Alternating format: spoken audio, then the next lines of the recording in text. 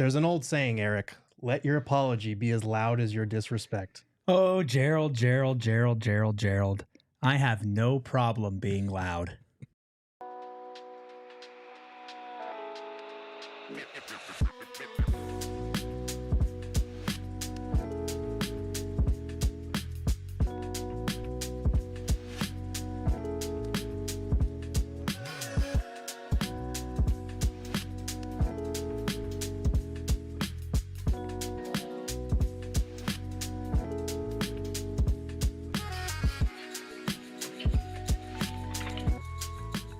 Yeah, doing our thing, yeah, we make it look easy. Yeah, looking so clean, yeah, we make it look easy. Yeah, doing our thing, yeah, we make it look easy. Yeah, Easy, yeah, we make it look easy. yeah. I do what I want. Bring them to the front. Eat them off for lunch. Roll up like a big blunt. You know I'm a stun. Pockets on big lump.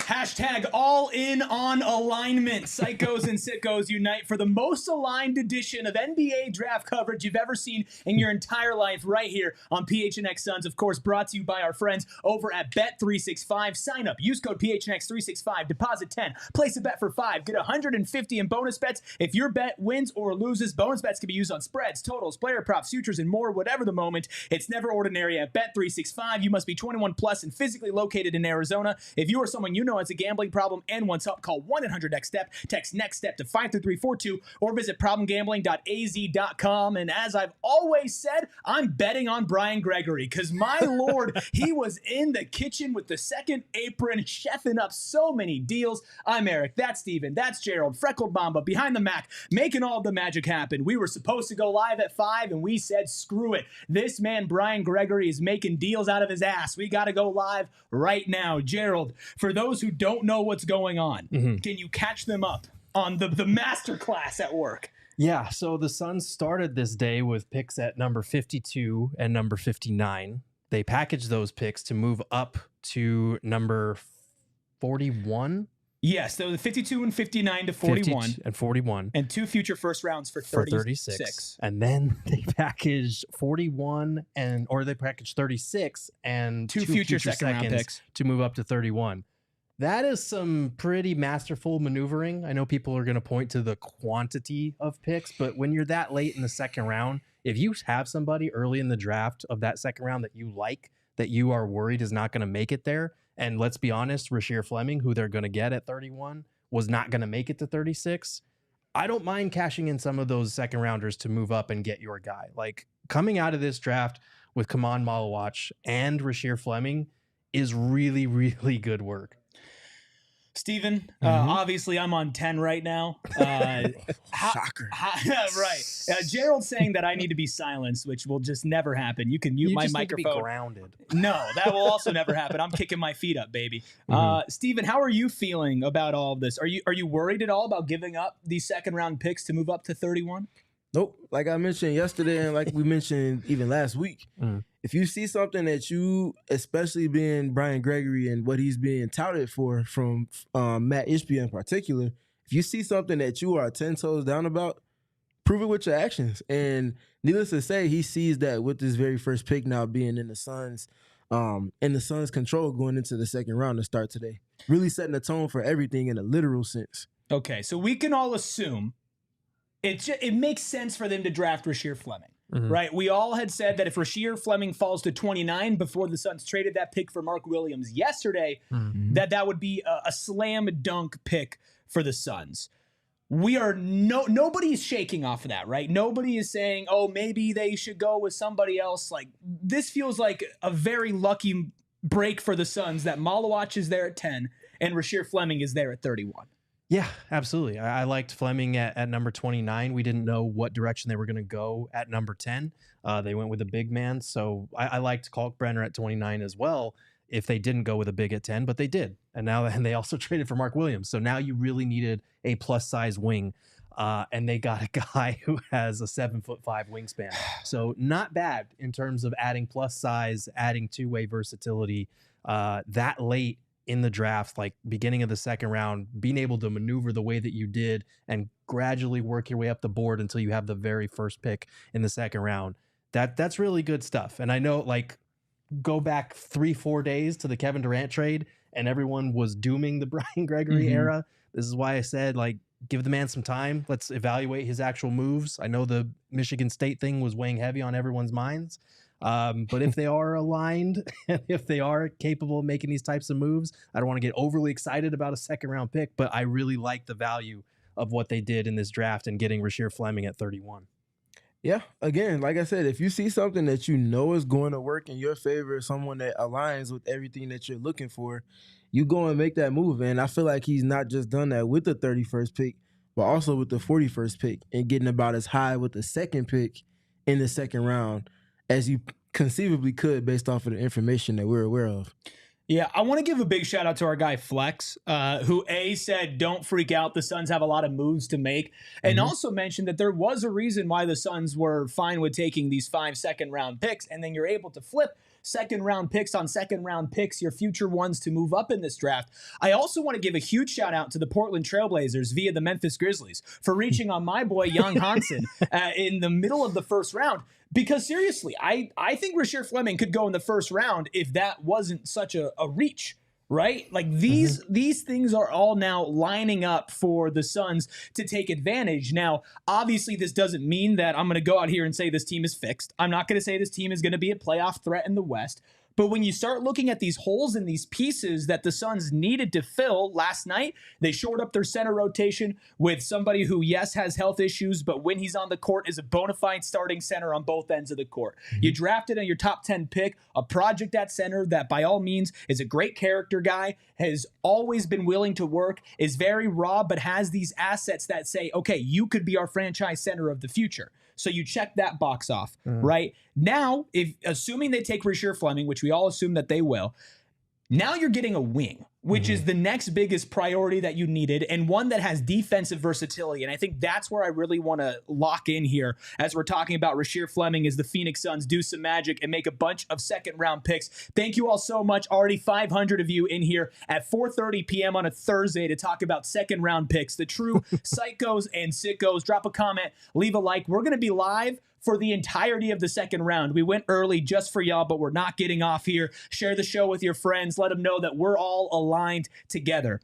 Steven, the weak side defense of Rasheer Fleming, his 7'5" wingspan?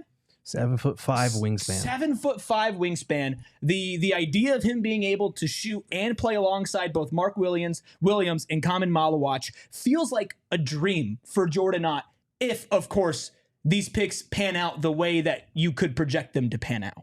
It does. Being able to build a roster intentionally around the things that your new head coach is asking for based off the system that he's communicated he wants to establish and play off of on both ends of the court.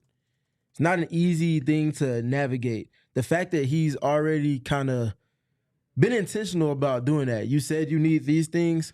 We don't have the most robust package to work with as far as facilitating moves, but let's see what we can do here. And he puts on his Bob the Builder hat and he gets to work. And within 4 days, we've seen him make multiple efforts to do just that. And it feels like, although it might not be the most perfect in a sense, you can't say it's not for a lack of effort that he's getting things that they simply just did not have either the last 2 years to put Jordan Ott in the best position that he can prior to free agency. I think you're seeing a shifting in mindset because, and this is, I think, one of the misconceptions about the Suns who have traded a lot of first-round picks away. They don't have a tradable first-round pick moving forward after last night's deals. So a lot of people think that they don't value the draft. Last year, they talked at Media Day, and I wrote about this a couple months back about how they revamped their scouting and evaluation department with the Suns at the amateur level, at the professional level. And I think these last 2 years, you're kind of seeing the effects of that. You've seen last year, before Brian Gregory was GM, but was allegedly heavily involved in what they were doing, you saw them take multiple picks and trade up to number 40 for Oso Ighodaro. You see them now, what they were able to accomplish maneuvering. And it's always been an interesting thing to me how little certain teams value the second round, especially teams that have multiple picks in the first and the second. There are opportunities for you to potentially climb and throw a couple of future seconds in there that you have. Getting those extra 5 second-round picks in the Kevin Durant trade. I know we all wanted an extra first, but you're seeing now the ability of being able to throw those on top, just these little sweeteners that aren't going to really hurt you. But if you have a guy that you really feel strongly about, being able to climb up and get him, those are the second-round picks that people remember if they pan out. So I really do like being able to have that flexibility to move up to get Rasheer Fleming.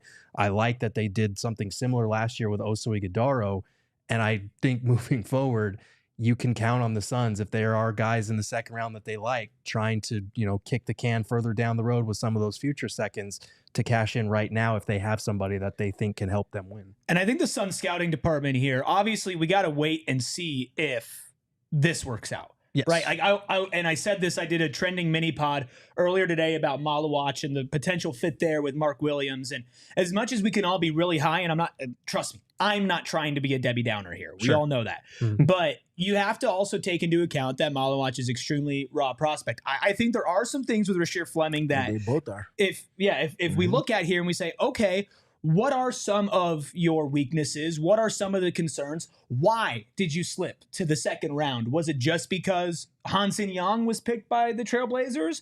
Were you going to go at 31 either way? We don't really know, but there are some things that we can look at as far as who he played. Obviously, playing at St. Joe's is not exactly the same as Malawach playing at Duke or some of these other guys playing in the Big 10, the Big 12, and the SEC.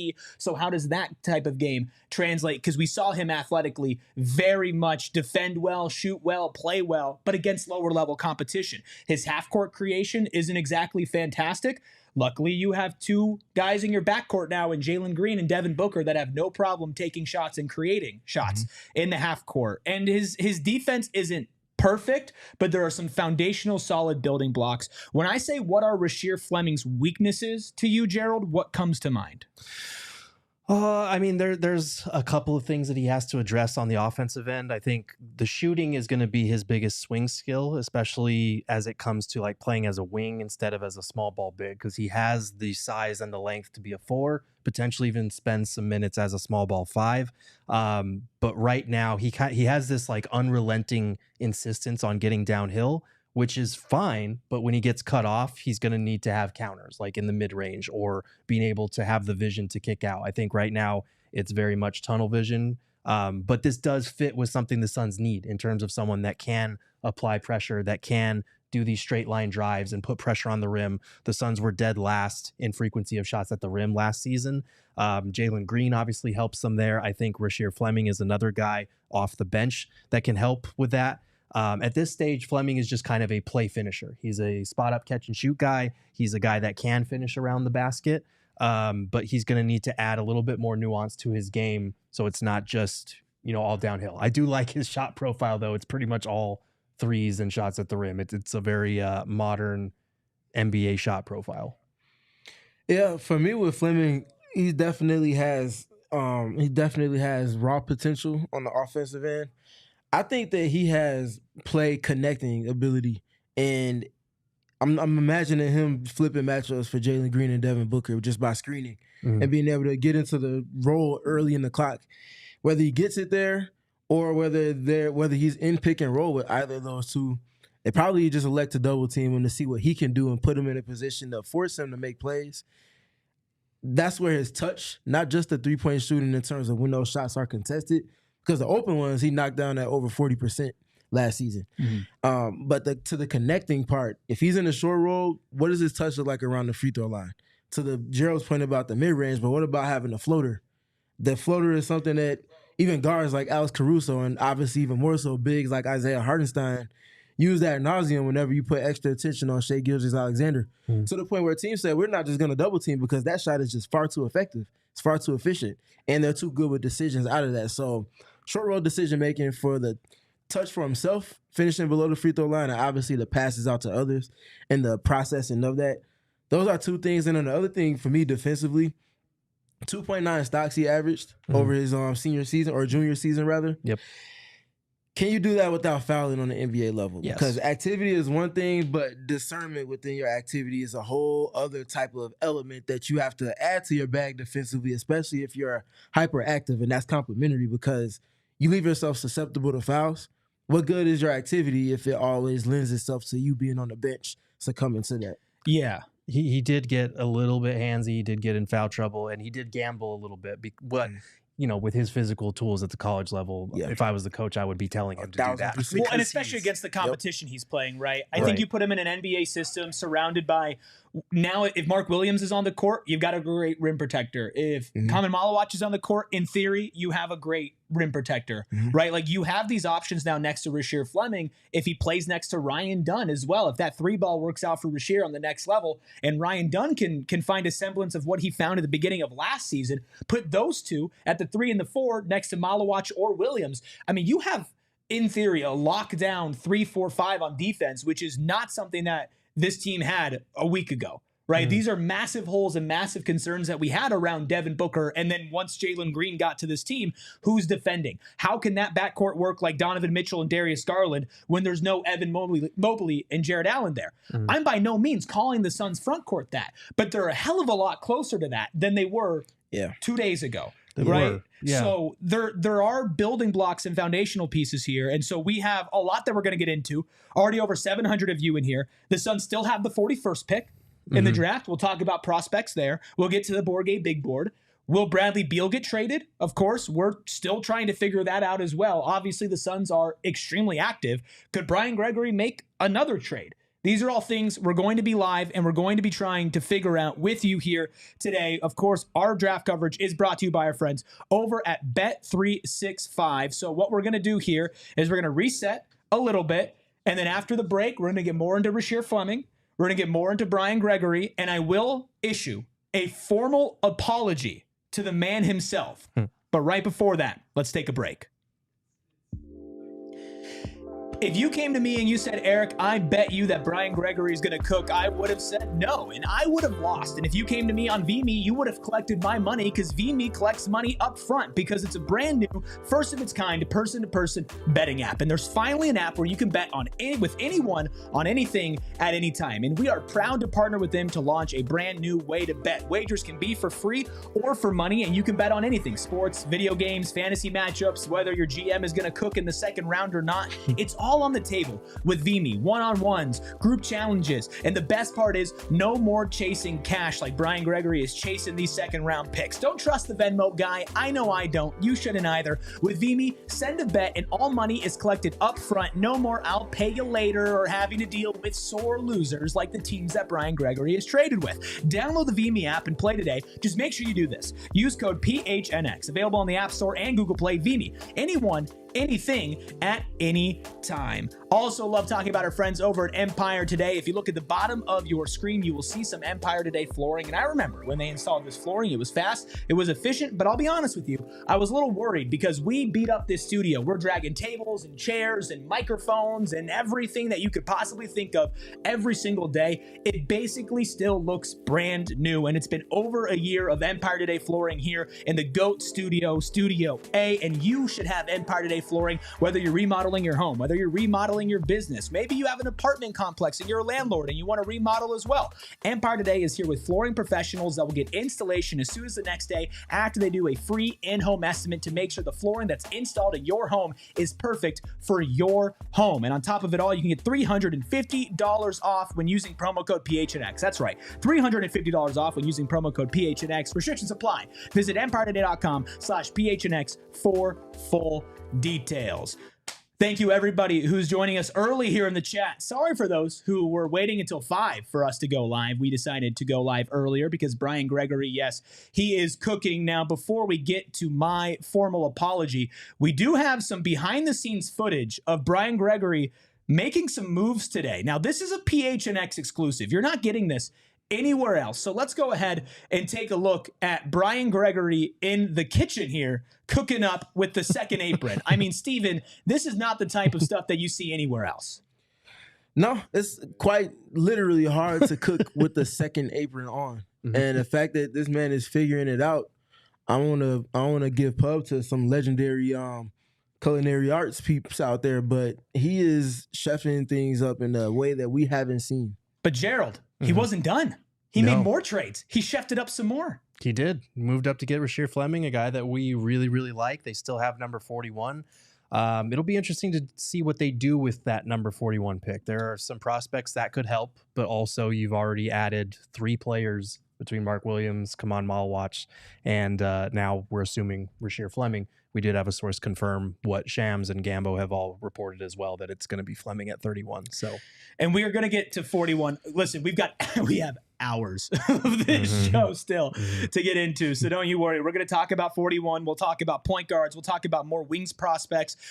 Before we get to some more strengths and weaknesses from Rasheer Fleming, I have something that I need to say. Okay. And I issued out this on Twitter. If anybody else would like to join me in filling out my Brian Gregory apology form, to Brian Gregory, you can fill out your name, you can fill out the date, and you can fill out the reason for your doubt. The media convinced me he was done. That could be me convincing you he was done. I didn't watch the actual games. I don't know basketball. I only look at advanced analytics. I was jealous of Brian Gregory, and Mercury was in retrograde, and then at the end, you can make a pledge. I hereby respect Brian Gregory, and I will not talk down to the future first ballot Hall of Famer. I will say this, though. When Brian Gregory got hired, I was extremely low on the move. I was extremely low on the press conference. Now, all 3 of us up here did say we have to let the man have some room to actually make moves. And so far, beyond the doubt, beyond many people saying that nobody really thought this was a good move, especially the general NBA public, so far, Gerald, so good for Brian Gregory in his first stint as general manager. Yeah, and we don't know necessarily that all of these decisions are going to pan out. Like, we really like Malawach at number 10. We think that's great value. I really like Rasheer Fleming, and I think all of us agree on that at 31. That's good value as well. But, draft picks don't always pan out. I like the thought process behind the moves, though. I like what they are trying to build. I like the fact that they are going in on size and defensive aggression, that they're getting younger, that they're getting a hell of a lot more athletic. I don't know that this Suns team is going to be a playoff team next year. There's still a lot of work to be done in rounding out kind of the jagged edges of this roster. But I do know they're going to be a lot more fun to watch than they were this past season. I do know that they've surrounded Devin Booker with guys that can get downhill, with guys that are athletic, with more defensive-minded players, addressed a lot of the things that ailed them last year. Again, you're not going to be a better team necessarily without a Kevin Durant in year 1. Like Malawach is a rawer prospect. He might take some time to develop. Rasheer Fleming as well on the offensive end. There's some things that he's going to have to refine, and it's going to take some time. But I'm pretty optimistic at the ingredients that they're starting to gather. Now it's a matter of getting the rest of those ingredients and making something good. Yes, chef. Steven, when Brian Gregory was hired, obviously, shocker here, I was more in the emotional camp. Now, I did say leave some space for him to move, but you were obviously more level-headed about this. Not knowing how these draft picks work out, the logic behind these moves makes sense, and there's been a lot of them. You don't see general managers usually move like this, especially in their first stint. No, you usually don't, and that's why my whole thing was to just be patient and let's see how it plays out. My big thing that I harped on was patience for one, but also patience for clarity in particular. Not just being patient without a goal in mind, patience for clarity. So we're seeing the clarity. We see the Jordan hire. That speaks to a specific style of play and an evolved version that I've been kind of imploring for since the All-Star break. Take that, add to everything that Jordan mentioned in his initial media availability. He talks about wanting to be aggressive defensively, talking about wanting to be much more active. And now you see a team that's starting to align with that from the pieces under their control so far. Just a couple of quick numbers for me. If I tell you our 14.1, just generally speaking, last season for the Suns, what might that entail for you? Say 14.1? 14.1. I had no clue. Third fewest deflections per game last season. Okay. Now, if you take that, you put it in tandem with the average wingspan for the Suns last season. There's not a metric that does it for teams comprehensively. Yeah. But it's not hard to imagine the Suns are bottom third, if not third or second worst, with a comprehensive wingspan.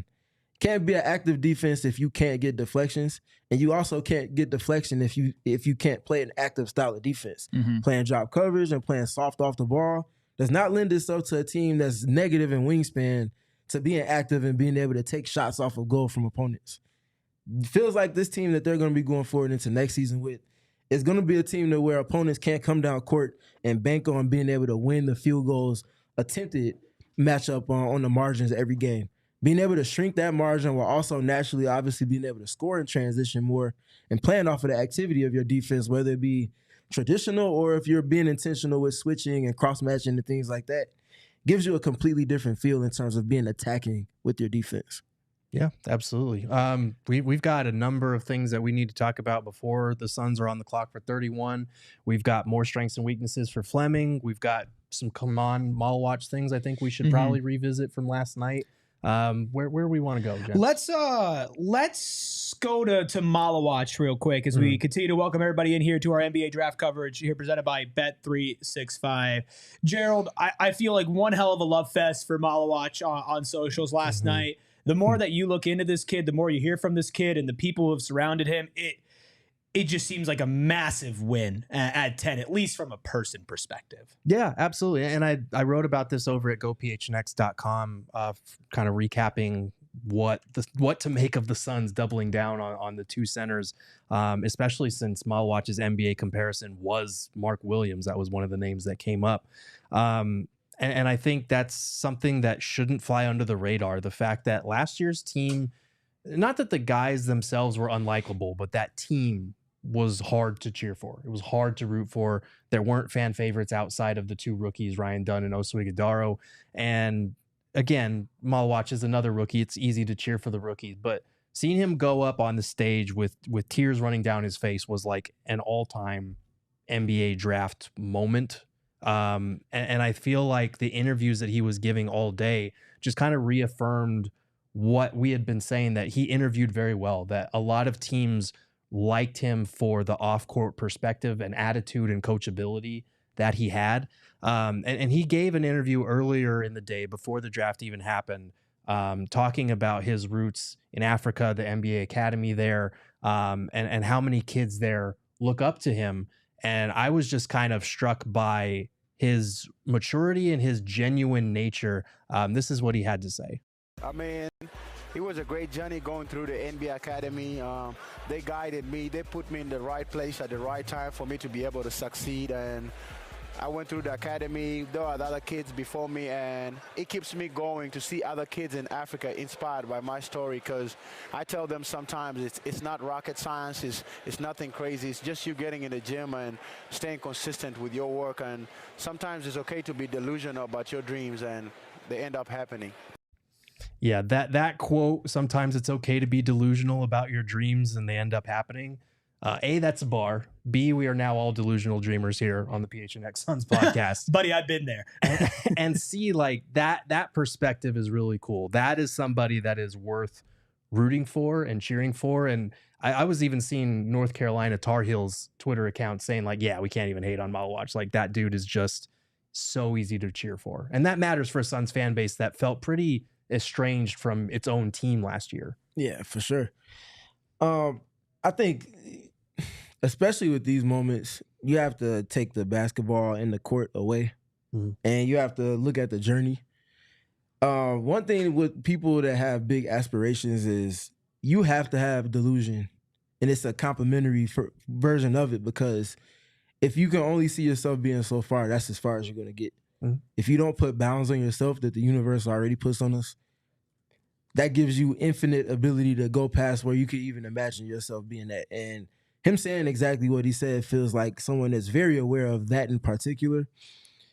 But to the off-the-court part even more so, there's a lot of things going on in Sudan, and I can't speak for him because I haven't had a conversation with him, nor do I know him. But I imagine that being able to overcome a lot of the things that he was innately challenged with to even get stateside, yet alone get to the draft, and yet alone actually cross that stage with the team selecting him, that's a different type of human experience. And I feel like that's what we saw with the overflowing of emotion from him, from simply hearing his name get called, and then actually going through the entire draft process and being so attentive and being such a great interview. There's a certain type of care factor that he's going to be approaching and work with every single day.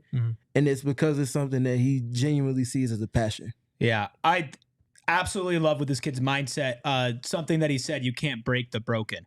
There was this feature that I think Whistle Sports did on him about him working out with the Clutch Group, who he signed with, and certain trainers. And the trainer went up to him and said, "It's my job to break you." And he said, "You can't break the broken." This kid is like 17 at this point when he got in there. This is somebody who will do everything in his power to make it work out. Right. And you can see that with the fact that he's been working on his jump shot. He's working on his handle. He's working on his overall athleticism.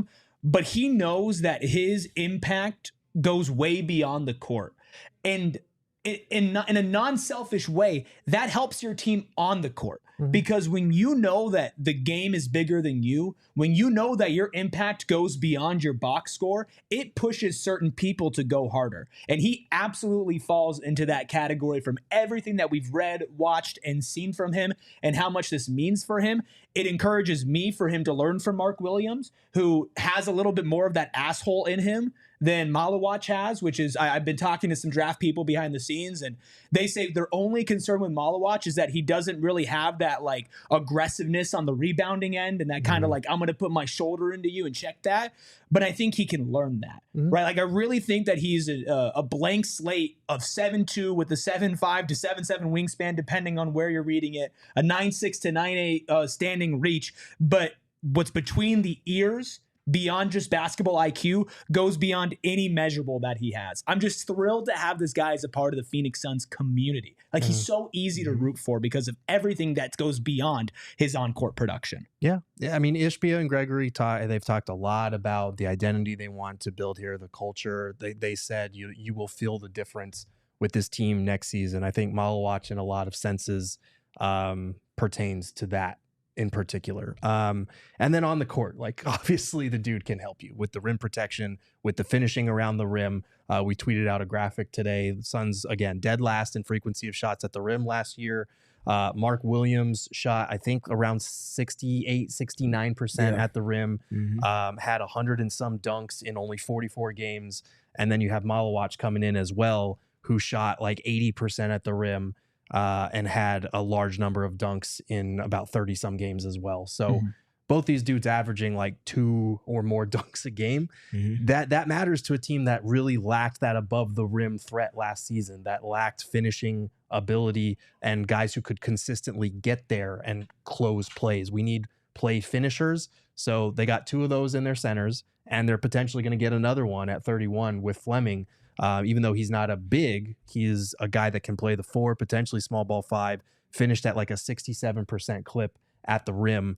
And then obviously the 3 ball really jumped from like 31 his first 2 years to 39% last year. So hopefully the jump shooting holds up, but they are addressing a lot of the things that they told us they were going to look at. Yeah, we have a lot that we need to get into here. It is almost 5 o'clock. The Phoenix Suns have the first pick of the second round, trading up to 31. They also have the 41st pick. We'll get to 41 after 31 is made. For now, we're going to focus on Rasheer Fleming and what he could do with the Phoenix Suns, and we're going to do all of that right after our second break. Mr. Malawach, Mr. Fleming, Mr. Williams as well. You're going to have to get a home here in Phoenix. And as amazing of a spot as the Valley can be, it can get really hot. So extend your outdoor living space with All Pro Shade Concepts. Hundreds of designs and colors with a custom fit awning that you could choose to match any home. And if you happen to move into a very nice area with a very, very pesky HOA, they'll work with your HOA to make sure that it goes up for approval. They can also replace and fix most outdated patio shades and motorized awnings. But the best part is they're the most trusted local shade company, voted #1 by Ranking Arizona for patio shades in 2024. Better Business Bureau A+ rating, and of course, over 1,000 5-stars on Google. They've been in business for over 20 years. They can keep your patio up to 20 degrees cooler in the shade. Licensed, bonded, and insured. Call 623-204-1476 or visit allproshadeconcepts.com right now to schedule your free estimate. Also want to give a big shout out to Desert Financial Credit Union, who's been with me and my family through absolute generations. That is not a joke. My grandparents used Desert Financial Credit Union. My parents used Desert Financial Credit Union. And ever since I got my first job in high school, I've used Desert Financial Credit Union. For more than 84 years, DFCU has been Arizona's largest, most trusted local credit union, dedicated to creating exceptional experiences by giving back to the community. And they emphasize that by continuing to offer to give you $200 just for opening up a free checking account online. Listen, Desert Financial is perfect for the basics, your checkings and your savings accounts, but as life gets more complicated, mortgages, loans, credit cards, investment options, and more, make sure that you pick the right place that actually is invested in you and invested in the community. Plus, it's the only place that you can use exclusive debit cards branded with some of your favorite local teams like the Cardinals, ASU, and NAU. When you open up a free checking account online, get $200 in bonuses. Get started by visiting desertfinancial.com/200. Nearly 1,000 people in here waiting for a second round pick for the Phoenix Suns, but I need every single one of you to hit that like button, to hit that subscribe button, because one thing that I'm taking from the chat is that there is hope in the Valley for the first time in what feels like a long time. Maybe these moves don't work out, but the best part is we're going to be along for the ride for an exciting, fun, and young team. So don't go anywhere. PHNX Suns is live 5 days of the week at 3 p.m. We'll have Summer League coverage. We'll have free agency coverage. We'll have preseason coverage. We'll have basketball breakdowns. And of course, during the season, pregame, postgame shows for every single game. So make sure you're subscribed. Make sure you turn that notification button on. And if you are aligned with your friends, share this with your friends as well. Tell them to get in here and say hashtag all in on alignment. We are mere seconds away from 5 o'clock, which means we are getting close to the 31st pick. Let's go ahead and get back to Rasheer Fleming. We more than just basically know now at this point that Rasheer Fleming is going to be a Phoenix Suns. It's just a matter of formality. So, Gerald, let's get back to the strengths and the weaknesses for the St. Joe's forward.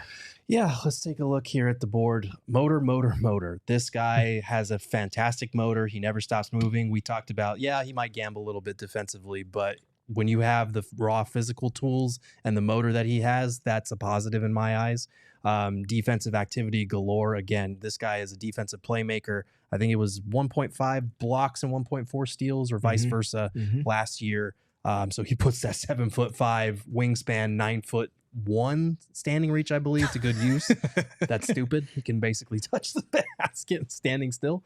And connective qualities. This is something that I think he's going to be able to build on moving forward. The weaknesses are self-creation. Like we said, right now, he's kind of a play finisher. He can attack closeouts with like a 1 to 2 dribble straight line drive. But it's pretty much threes and shots at the rim for him right now.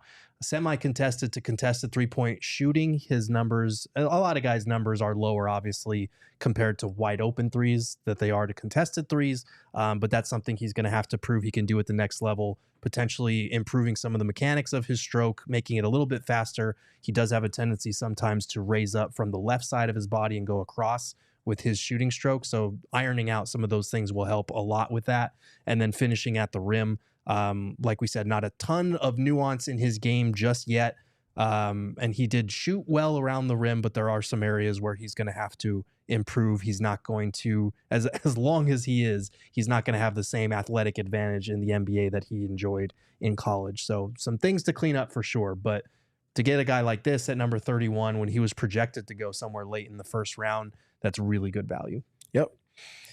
One thing that you can always build around is someone that has a motor, because there's a certain type of attention to detail. There's a certain type of activity that's going to come with everything that they do that's going to raise the level of everybody's activity when they're on the court. Put that in tandem with someone that has the intentional activity on the defensive end that Fleming has, as well as the connective qualities that he brings to the offensive end. Even with the weaknesses that we're speaking to, he's someone that's perfectly positioned to be his best self, because if you're on a team with Devin Booker and Jalen Green, how much self-creation will you likely need to do in the lineups that you're going to be a part of? To that point also, how many of the shots that he took that he shot 41% on, which were wide open, catch and shoot threes in his college career, will he get with Devin Booker and Jalen Green in lineups with them? That makes the semi-contested to contested threes a lot less viable in terms of a weakness, because he just won't have to worry about that. In tandem with both of those two things, there'll be a lot less traffic at the rim, because of the attention that the other players on the team will have. So the finishing at the rim won't be nearly as impacted by contests as it was in the collegiate level. Yeah, listen, one wise man once said, well done is better than well said. And Who said that? what the Phoenix Suns said was that they want to build a team that fans are proud of, a team that hustles, a team that goes hard, a team that has motor. And there is one thing that is true in every single move that has been made since they did that. They are targeting guys who fit that mold. Jalen Green, for all of his flaws, has a high-end motor. He goes. Dylan Brooks might have one of the highest motors in the league. Maluwach has a high motor. And now Rasheer Fleming, and probably whoever they take at 41, which we'll talk about after Fleming is officially a Phoenix Sun, as the draft is just about to get started, will have a high motor.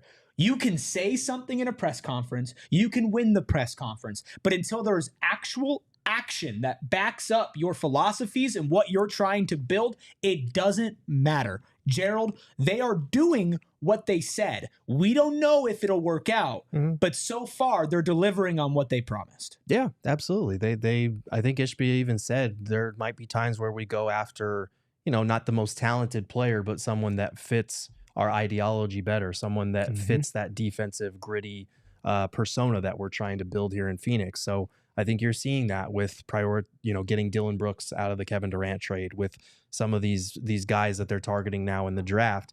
And again, it's not all going to coalesce into some fantastic, 50-win season or whatever in year one. I don't know. We have to see how they continue to build this final product out. But I do think they're going to have a little bit more of an identity than they had last year, which is, a low bar to clear. But that means something when you're getting younger, when you're getting more athletic, and when you're also trying to do that, but keep the faith of your face of the franchise. Like, you can't just get younger and blow it up and rebuild with a bunch of prospects that are going to take 3 to 5 years to develop, because Devin Booker is going to look at that and be like, all right, I'm not going to ever win here. My prime is only the next, 3, 4, 5 years for me to contend.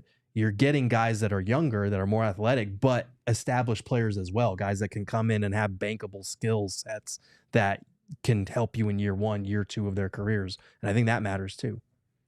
It does.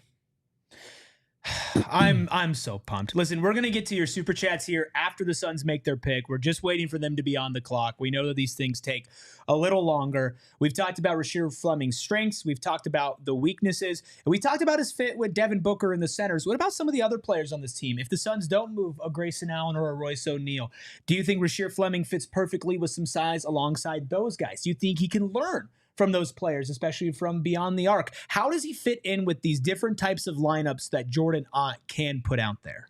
Yeah, I mean, it's an interesting question because we genuinely don't know who's going to be off this roster in the next 24 hours, in the next couple of weeks with free agency coming up. Like, there's a lot that they're going to have to explore here. Grayson, Royce, and I think Nick Richards are probably, if you're looking around, they feel like the most expendable in terms of turning them into maybe a lower salaried player, a younger player, or, second round draft capital, most likely. But I do think Fleming can learn, like putting Fleming next to Ryan Dunn. That's a lot of size, athleticism, and defensive stocks that you have at your disposal there. I love the idea of him being able to grow up with Ryan Dunn and them kind of pick each other's brains on the defensive end. And I think if Grayson is here, if Devin Booker is here, learning from some of the pure shooters that the Suns have, I think that could benefit a guy like Fleming as well. So there's a lot of positive ways to look at this. They still have a lot of the clog to kind of clear out at shooting guard and even at center. But I like the way that a multi-positional player like Fleming can fit with a variety of lineups. Yeah, Dunn and Fleming being able to learn from Dylan Brooks coming into the league. Yeah. Not just learning the ins and outs of how to be dominant at their player archetypes, but also learning the non-basketball buttons you push to keep a competitive advantage in some capacity. Because you can't just go up against a James Harden or LeBron James or Luka Doncic or a Shai Gilgeous-Alexander and be nice about it. You have to push certain buttons. And if you don't understand the intellectual part of it, you're going to be succumb to the foul trouble and things like that Ryan Dunn had issues with early in the season. I learned a little bit more about it later on, but if Dylan Brooks can expedite that learning curve for both of those two, and now they can pick up guys in tandem with each other 94 feet and just fly around in passing lanes and just be agitating on top of being impactful, now you're really working with something. But I think that if the Suns don't change too much with their roster and they keep a similar style of players around in terms of the perimeter, that gives them some more balance than they had last season. And I think that helps with everything that they're looking to build towards. Yeah, and I think, like, to your point about the defensive side of the ball, like we've talked a lot about, you know, being more aggressive at the point of attack, because that's something that Jordan Ott talked about in his press conference.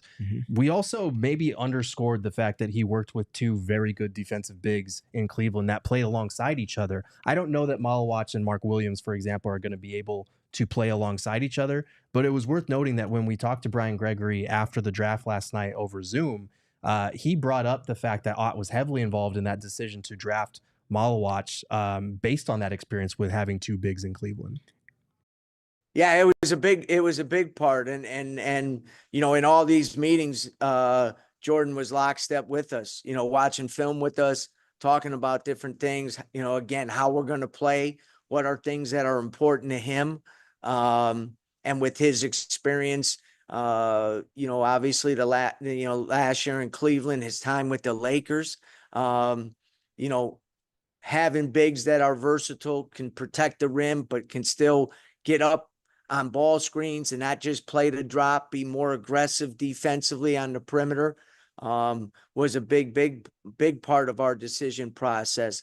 Again, when it comes to decisions as important as this, those communication pieces and those discussions are critical, and they're part of what we're all about. And so having him be able to actually break down film with us in terms of, you know, watch this play, look at his movement here, different things like that, was critical in our decision tonight.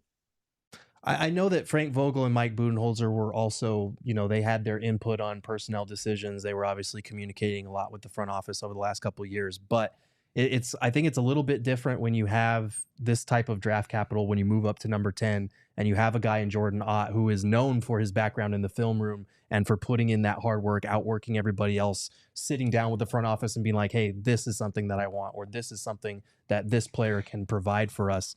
I think that really matters, and you can be damn sure that what he experienced in Cleveland last year, in LA, being able to work with dual bigs, I think that's something that we might see in Phoenix. And you look around the league, there are a lot of teams that have two big men that can either share the court or fill in for each other.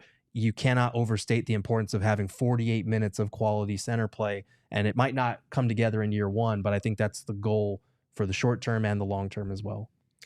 That's definitely a part of their kind of psyche going forward. I think the other part, and this is something that uptick league-wide last season, and you could see it maybe on the forefront better than anything else on the final stage, and that's extended pickup points. So last season for the Suns, Ryan Dunn was pretty much the only person that consistently picked up the opposing primary ball handler 90 to 94 feet. Outside of that, look at the entire league, it was up about 10 feet. Look specifically at the two teams in the finals, Andrew Nembhard, as well as players like Lou Dort, as well as players like Isaiah Joe, as well as players like TJ McConnell, having multiple players willing to and consistently able to impactfully pick up the ball that early shrinks the shot clock for opponents, and now that lets your defensive chaos kind of have much more impact. Yeah, I'm super thrilled. Hashtag all in on alignment. Look, they're following what they preach, and I think that's very important. We'll see if it actually works out. We are almost there, folks. The Phoenix Suns are almost on the clock. Rasheer Fleming is almost a member of the Phoenix Suns, along with Mark Williams and Common Malawach. There are over 1,000 psychos and sickos aligned in this chat right now. I need y'all to hit that like button, hit that subscribe button. We're just getting started here. This is when we were supposed to go live, and we've been live for 45 minutes. So what we're going to do, we're going to take one more break, and then we are commercial free through the entire second round. So don't go anywhere. We'll be back right after this.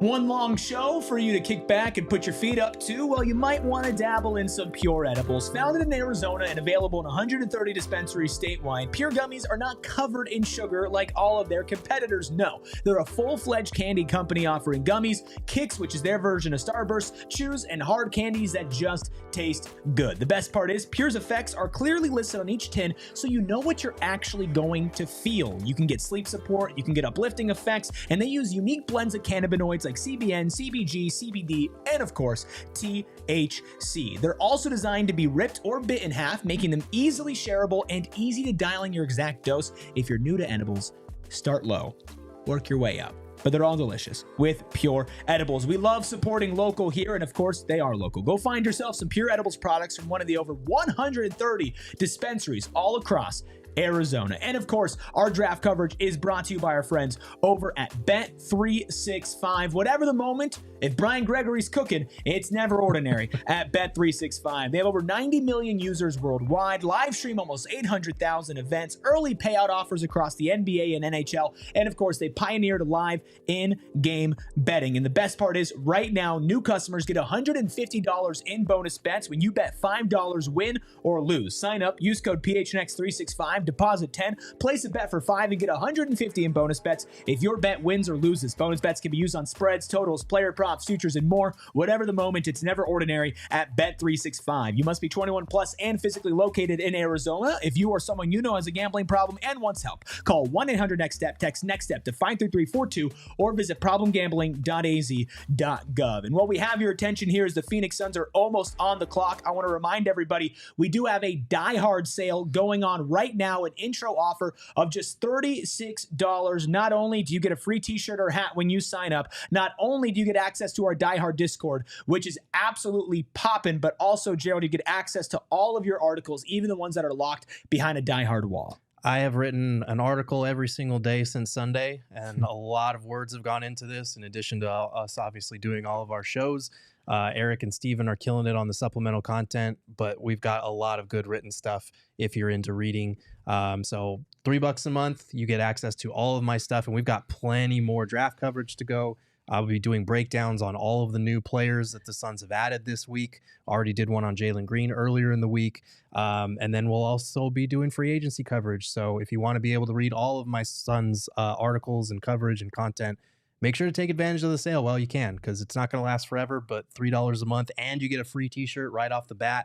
That's pretty good value. Yeah, and plus, Steven's going to be doing some intense basketball breakdowns, his deep dives, and they're so long that we figured, let's just save some of that for the diehard. So we'll have like 10 minutes available for everybody right here on PHNX Sports of legitimate basketball knowledge, not hot take garbage slop nonsense. And then we're going to have the rest of that locked just for our diehards because we care about y'all that much. And I want to say this.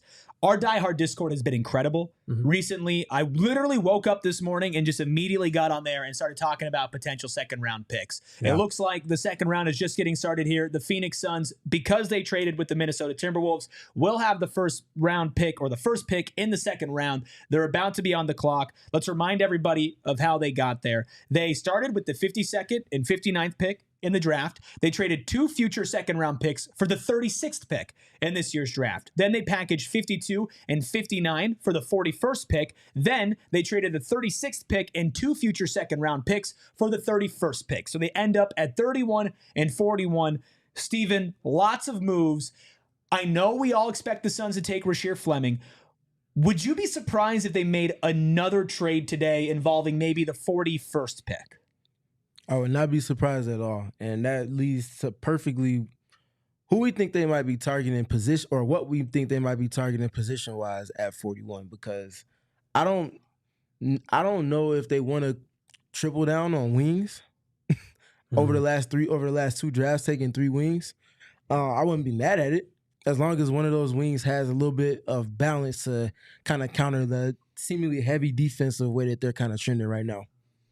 Gerald, we've seen a lot of trades. We've seen a lot of picks be dealt. The Suns are officially on the clock. We don't expect them to trade 31. What about 41? 41, I would be interested to see what they do there, because if there's somebody that you like at 41, maybe you feel inclined to take them. Maybe you add another plus-size wing or whoever's available, maybe a point guard. but at the same time, you've already added 3 players in this draft. So I don't know. I feel like 41 maybe might be in play. Just kind of based off gut reaction here, but we'll kind of see how the board unfurls, because if somebody continues to fall and it's a no-brainer, maybe that changes your thinking. These situations, you got to be flexible and fluid. Well, let's go ahead and let's take a quick look at the Borgay big board here as the Phoenix Suns are on the clock. Who are we wanting to slide? Gerald, you put together an entire list of second-round names. Of course, a lot of these guys could slide. We saw big slides yesterday for a couple of other names and some reaches as well. Let's take through just a couple of big names here. Yeah, so obviously Rasheer Fleming was number 1 on my board before we got news that he was going to go to the Suns and that they were going to move up to 31. I think Shams did say on their draft show that the Celtics were planning to take Fleming at 32, which is why the Suns felt inclined to make it happen and move up to 31. So good for them. I did like Noah Penda as well. He's another first-round prospect that has slid to the second. Ryan Kalkbrenner makes a lot less sense now for the Suns, but on my big board, he was number 3 for the second round. Thiero is another defensive dog. If he's a guy that's there at 41 somehow, I'd have a hard time trading off of that pick. That would be a pretty nice get for them. Can't shoot. There are concerns about his shooting as well, similar to Ryan Dunn last year, but one of the best defensive playmakers in the draft. Got Maxime Reynaud, Cam Jones, another good, and Tyrese Proctor, two guard prospects that I kind of like, depending on how far they fall. And I know the Suns, they had Chaz Lanier in for a workout, pre-draft workout, and he's a guy that's probably high on several teams' boards, but you never know who's going to fall. So a lot of prospects that we can go through as we continue to look at who might be available for the Suns at 41. But yeah, getting Fleming right off the top is fantastic, and there are a number of decent players who might be available at 41. Steven, obviously we've talked so much about Rasheer Fleming, and we will hear once the Suns make their pick. Who else stands out to you? Yeah, I mean, you start with Adu Thiero because of everything that we talked about with Rasheer Fleming. He's a different player in a sense, but it's more a copy-paste than it is not. And I think that if they wanted to triple down, like I said, on defense, you could certainly go that route, and I wouldn't be necessarily mad at it in ways that if it was years past, I might question it a little bit more. Another name that just kind of makes sense to me, looking at it through the same or similar lens, is Elijah Martin. That's another player that just gets after it defensively. Different type of size, but that's where they're at. The pick is in for the Phoenix Suns. We'll break down Rasheer Fleming here in just a second. The rest of our entire draft show is going to be commercial-free, but brought to you by our friends over at Bet365. It's never ordinary with Bet365. This is, of course, the Timberwolves picking, but a proposed trade to the Phoenix Suns, so Rasheer Fleming will be wearing Minnesota Timberwolves hat. But maybe we saw Malawach wear the Suns hat last night, Gerald. Eventually, yeah. And I think I don't know what the rules are around the draft, because the trade, like when we talked to Brian Gregory, he couldn't talk about the Kevin Durant trade. He couldn't talk about the Mark Williams trade because they haven't been made official. But part of the KD trade was the number 10 pick. They could talk about Malawach. So I guess they're easing up a little bit with the hat. They have to wear it for the first picture, which is dumb. But there you go. Rasheer Fleming. It's official. It's official. He's a Timberwolf. He's a Timberwolf that will then eventually become a Phoenix Sun. Drop a like for Rasheer Fleming. Chat, give us your thoughts on Rasheer Fleming. We'll get to your super chats here. We'll get to the 41st pick. Steven, we've broken down his game a ton. What would you say you're most excited about with the 31st pick heading to Phoenix? It's the defensive activity and versatility. We talked a lot about his game. Still got a lot to say about it. I will start with, I'm very intrigued. Talked about with Charles Lee over in Charlotte and Mark Williams, and him not being a stranger to cross matching, with doing it intentionally to keep him around the basket, keep him in that roamer role, and just kind of blowing things up with late help and putting fires out. That's something that Rasheer Fleming, I'm very curious to see if he can hold up guard in fives. Because if he can hold up guard in fives, and you can now stash Mark Williams or Kamen Malawach on opposing fours or just non-shooters, that gives you a layer of defensive versatility that the Suns just simply didn't have last season. And that gives you a type of activity that's going to come with that. Because now when a five is going to set a screen, if it's a switch or it's a blitz or a hedge, and you got to do with Mark Williams behind all of that, or Malawach, now you see how it plays into the thinking of an opposing offense. A lot of length, a lot of defense, a lot of athleticism the Suns are adding. For those who are not familiar, he's 21 years old, 232 pounds, pretty chiseled frame. Obviously, the long wingspan that we've talked about. Last year, he averaged 14.7 points, 8.5 rebounds, 1.3 assists, along with 1.5 blocks and 1.4 steals, shot 39% from three and 53% from the floor. I think what I'm most excited about is if you went to young, naive Eric of 2 days ago and you said to him, the Phoenix Suns walk out of the draft with Kamin Malawach and Rasheer Fleming. Yeah. I would be ecstatic because of the size and the athleticism.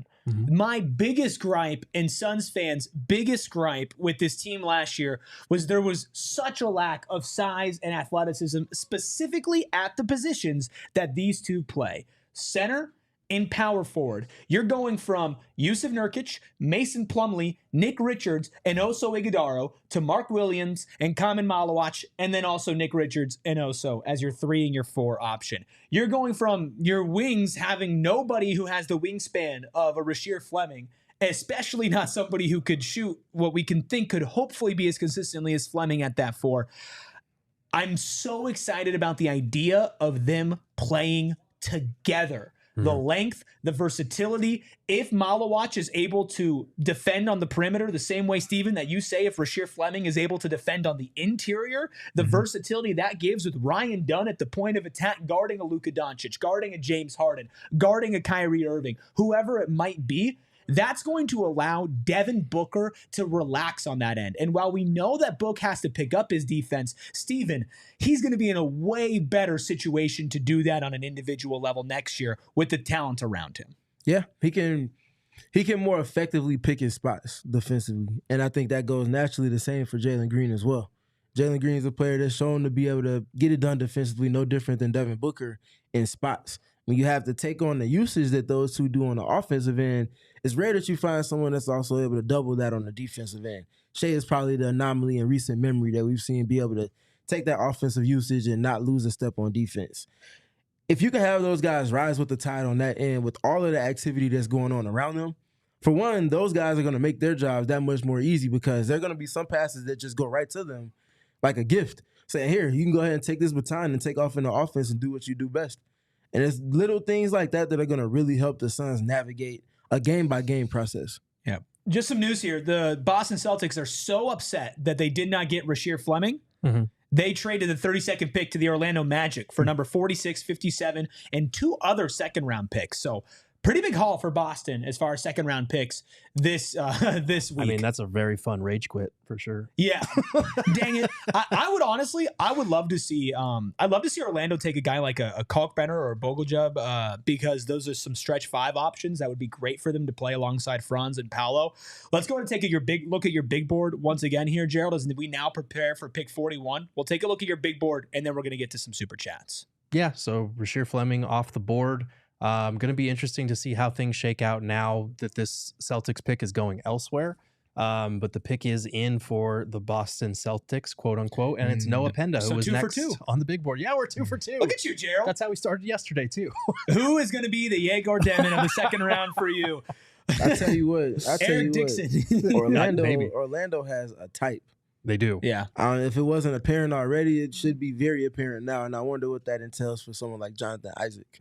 As they look to continue to build out their roster, but also add more shooting to the mix. Yeah, this is a very intriguing pick. Another forward out of France. France has just been putting in so much talent in the NBA. Charlotte now on the clock. Ryan Kalkbrenner is the next on your big board, Gerald. Adu Thiero then following up. I think we're all, if we agree, I mean, it's back-to-back Charlotte here. We're all on a Adu Thiero watch. That's right? We're all, that's the name that we're all looking at here? Yeah, I would say so. I think wing defense and size is at a premium in the NBA, and Thiero is an absolute dog on that end of the floor. Like, they're similar to Ryan Dunn last year. There are going to be questions about the jump shot. And I think Dunn surprised a lot of us. Not every prospect is going to come in and have such a good looking stroke. So Thiero has a lot of work to do there. But in terms of creating defensive havoc, multi-positional defense, being strong, like, he's an impressive prospect on that end of the floor. Let's get to your super chats. You've been so patient. Over 1,100 of you, psychos and sickos, in here for a second round draft. I love all of you. Hit that like button. And if you want your chat read on screen just like Hunter's, drop a super chat. Hunter, awesome with the super chats yesterday, said Brian Gregory suddenly ain't that bad, folks. Huh? Sparty. Sparty. Steven, you can read this next one. Oh, yeah, definitely. We had $2 super chat from B. Shout out to the homie B's. In all caps with a ton of exclamation marks. Go green, go white, fight for MSU, fight. Exclamation mark, and a bunch of laughing emojis. And Duke. Mark Williams.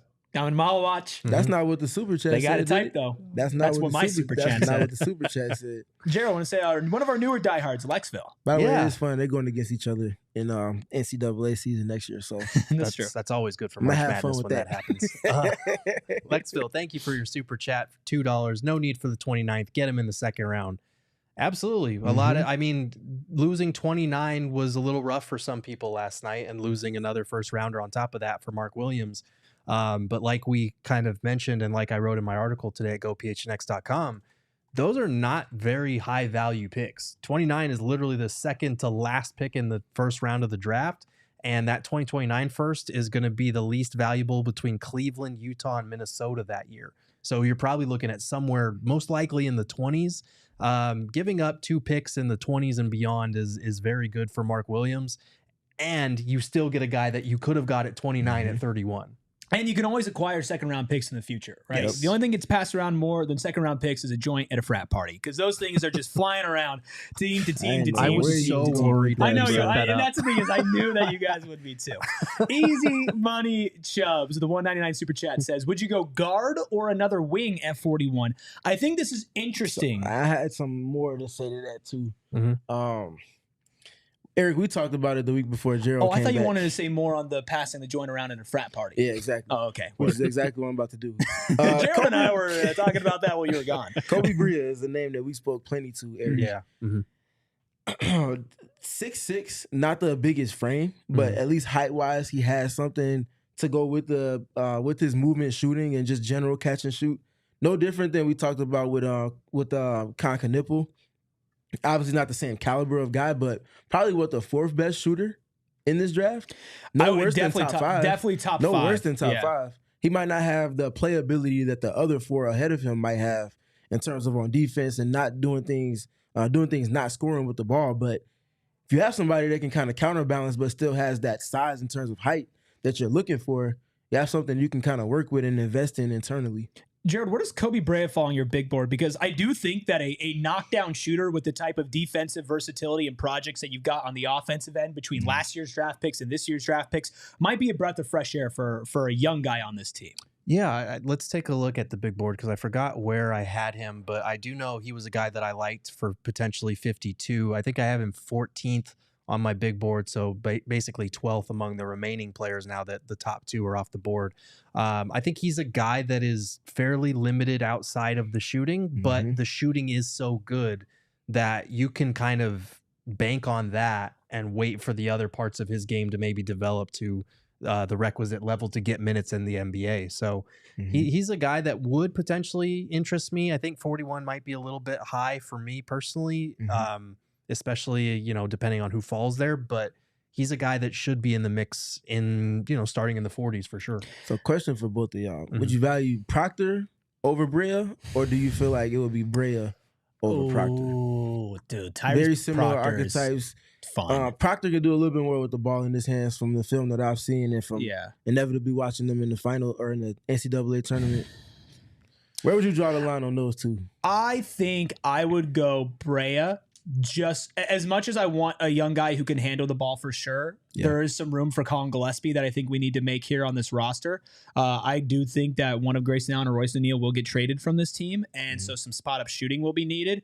And with the influx of youth, I think that more than positional size, beyond a Du Thiero, I want the best shooter possible at 41. That's just something that in today's NBA, you can't get enough of. I love on-ball creation, but the Suns should have no problem with that going forward. Yeah. So, I mean, Another 6'4" guard. How can you turn that down if you're the Phoenix Suns and Proctor? I would probably lean Proctor. Okay, so we got another pick here. Charlotte. Zion James to the Hornets. Now, I would say like a Duthiero type, physical guard who plays defense, which probably means I don't think Charlotte's going to take a shot on Thiero at 34 if they're going with Zion at 33, unless they just kind of double up and hedge their bets. They might. Hashtag Phoenix Sun style. Or trade having back-to-back picks. Yeah. No, I mean, I can't remember where I had Zion. I think you had him around Brea. Probably. Let's see. I have it pulled up here. I thought I had you him have a little 12. bit higher. I had him at 12. So 2 spots higher than Brea. Okay. He goes above some names that you have above Zion James, Elijah Martin, Chaz Lanier, Tyrese Proctor, Cam Jones, Maximilian Reynaud, Duthiero, Ryan Kalkbrenner, still on the board as well. I mean, I like a defensive fit in Charlotte, honestly. I like that. Yeah, I like that a ton. They've needed some counterbalance to everybody that's a bucket in their own right that they have kind of floating around in that backcourt, if not backcourt and a half, the kind of tweeners that they have on their roster. So, yeah, Zion James is definitely a good pickup for them. I like it a lot. And he's playing close to his college hometown, which will be fun, too. And so is Con Knipple. Yeah, exactly. Yep. We're talking about Proctor versus Brea, Gerald. What would you value more for this team's long-term future? Like dead-eye spot-up shooter or shot creator off the dribble?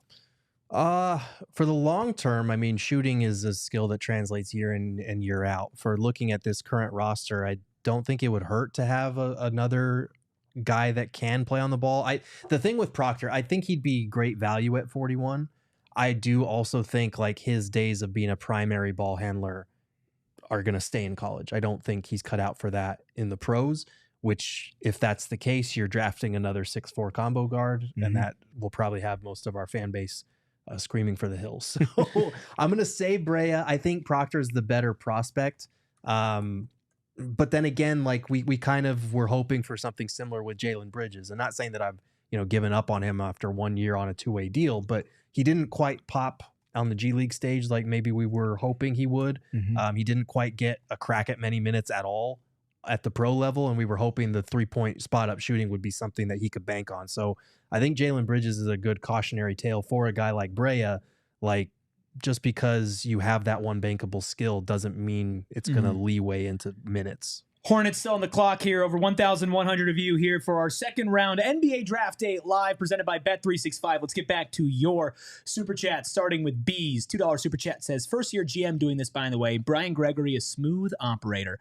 I issued my apology to Brian Gregory. I'm not calling him BG.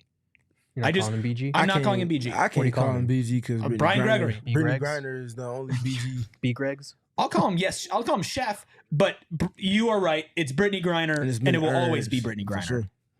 Oh, yeah, BG. Yeah. I'm not calling Brian Gregory BG. That's my only problem with the Super Chat, Bees. Love you, though. BG and the Heezy? $5 Super Chat from Bees. It's bad when I need to move on from it. This gives me hope for the future. It's not the picks, it's the mentality. The creative approach with maneuvers plus valuing size and athleticism in today's NBA. Preach. It's a breath of fresh air, for sure. That's what you need to go forward. Psycho Blue said that we skipped his Super Chat. Psycho Blue, ye of little faith. How dare you? $10 Super Chat from our guy, Psycho Blue, one of our most active diehards. $10 says, quote, PHNX hates this new GM hire, which means it's going to pan out, end quote. So let it be written, so let it be done. Basketball Cthulhu is awake, alive, and ready to fry the b-ball gods in a skillet. I will say this, Basketball Cthulhu and Psycho Blue did say that because especially I was low on the Brian Gregory hire, it was going to work out, considering the last couple of summers, a lot of people have been high on the moves the Suns made, and it didn't work out. So we'll give credit where credit is due to Basketball Cthulhu and Psycho Blue. That was a bar. Thank you. AI Edits with the $1.99 Super Chat says, I'm back. Welcome back. Welcome back. Thanks for being back here with us. And of course, Buddha the Schizo, $1.99 Super Chat says, haven't been this excited for a draft since ever. I was pretty pumped about the Ayton draft. I'll be honest. I was super high on Ayton and McHale. He had the number one pick. I was pumped about the 21 draft, but quickly derailed on that one. Yeah. Sorry to rehash and play Throwback Thursday. Right? Yeah. Gerald, obviously you were hashtag Team Luka Doncic all the way in that draft. But judging off of Suns fans' excitements, how would you compare this to 2018? I mean, it's not the same for sure. I think this draft is as exciting a draft as we've had in a while, just because last year was the first time in like 4 years the Suns had a rookie, and B, like this is coming off maybe the most disappointing season in franchise history. Like a lot of people were waiting for a Kevin Durant reset, not because they wanted Kevin Durant gone necessarily. I'm sure some portions of the fan base did, but because it's like a realignment. It's a reset. And that is exciting in some ways. Like, I think there are still a lot of questions that need to be answered about the roster moving forward for the short term and the long term. But it's a lot easier to bank on hope and youth and athleticism and, draft prospects. It's something that any fan base can talk themselves into and rally behind. And it doesn't hurt that the guys that they're getting are guys that we've been talking about for weeks as like, man, that would be a great pick if he fell to 10. And that happened. Rasheer Fleming, that would be a pretty good pickup at 29, and they got him at 31. Like, those are things as a fan base that you can invest in, especially since it aligns with a lot of the stuff that they've been talking about. Because it's one thing to be fed a lot of, propaganda and narratives and, we're going to play this way, we're going to do that. It's another thing to look at the subsequent moves they made weeks later and be like, they're doing exactly what they said they would. It's actions and words coming together, and hopefully that can build to something successful. It's going to take some time, but you can buy into a vision. Now it's a matter of executing it and actually that vision leading to success and ultimately the top of the mountaintop. And the 34th pick, we see Charlotte take Ryan Coburn. I like that for Charlotte. Yeah. I like that. A floor stretch big to go alongside LaMelo, to go alongside Brandon Miller. He got when the Nurkic trade happened. Well, yeah, I mean, obviously it's open gym season, so Nurkic is probably recording a video right now. I really like this for Charlotte.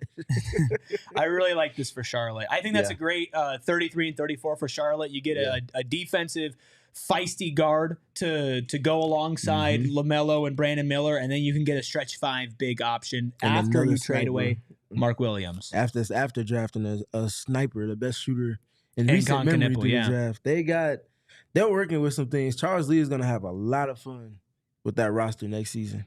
I think Charlotte will be fun. I wonder when Brandon Miller is going to return from injury, because that opens the door for a Concaniple to get extremely comfortable in that starting lineup, get all the 3-point shots he wants off the attention that LaMelo is going to inevitably get. I wonder when he's supposed to return, because that's going to really add to them in what feels like the most wide open Eastern Conference that we've seen in quite some time. Yeah. East is interesting. Yeah, for sure. Especially at that bottom 6 to 10 range. Gambo tweeting, Suns like a few guys coming up at 41. Tyrese Proctor and Chaz Lanier are 2 players to keep an eye on if they are available.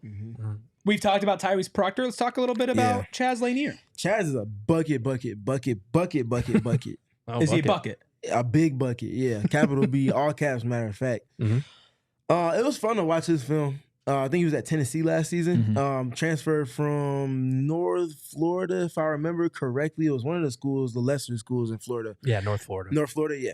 So Don't you disrespect a North Florida university like that? I mean, when Big Florida is there, you know, Florida Gulf Coast. They are the Florida North. Gulf Do Coast, not like- disrespect the North Florida Ospreys. Oh, the Ospreys. That's Yeah. pretty cool. That's pretty cool. That's a unique. So, anyways, back to Chaz Lanier. Just a big time bucket. Understands not the biggest guy, and I think that kind of limits some of the playmaking of his general dynamic. But never seen a type of touch that he doesn't feel like he can score off of, whether it's from range, whether it's from right at the line, and obviously operating as like a 2.5 level scorer. In addition to all of that, a good piece. I just don't know what his fit is personally with a Jalen Green and Devin Booker led kind of roster. Yeah. Yeah, because again, you're looking at another 6'4" guard. Exactly. And they got a type for sure.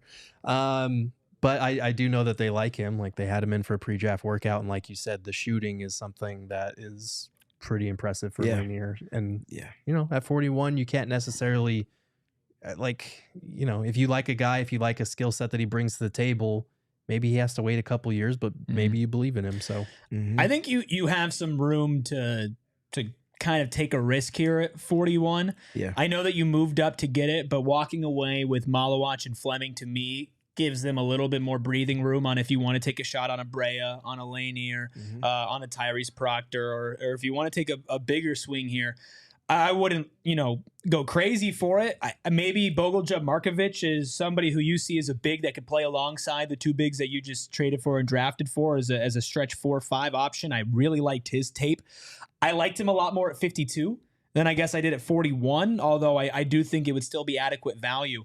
There was a guard that I was talking about this morning, a pass first point guard in Ryan Nembhard. I think 41 is extremely high for him because of his size. But Steven, the ability to put somebody who led the country in assists at 9.8 assists per game last year would be ideal with a big man as raw as Kamen Malawach. Yes, because at Gonzaga, Nembhard is running or has been running for 4 years now, modern NBA style of offense, meaning that there's not going to be a learning curve for him in terms of running actions, and especially different type of actions that revolve around ultimately getting to pick and roll in some capacity. Whether it's empty corner from the slot, from the middle third, doesn't matter. Nembhard's going to run an efficient pick and roll in a primary sense, but he can also do so in a secondary sense. Biggest questions come from how will he hold up on the defensive end of the floor, but given that he's, I think, 6'1", 6'2"? He is 5'11". Well, excuse me, 5'11". With a 6'2" wingspan. Yeah, 6'2" wingspan, yeah. And if he was 6'2", he weighs like 175 on top of that, so. I think if he was legit 6'2", he'd be gone right now. If he was 6'2", he'd probably be a high-end first-round pick. I think he'd be gone by 35 to 37 right now.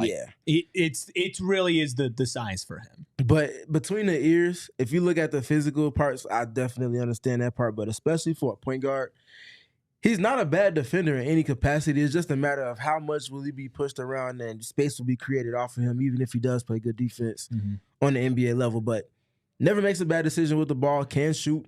Increasingly better each year of his career in college.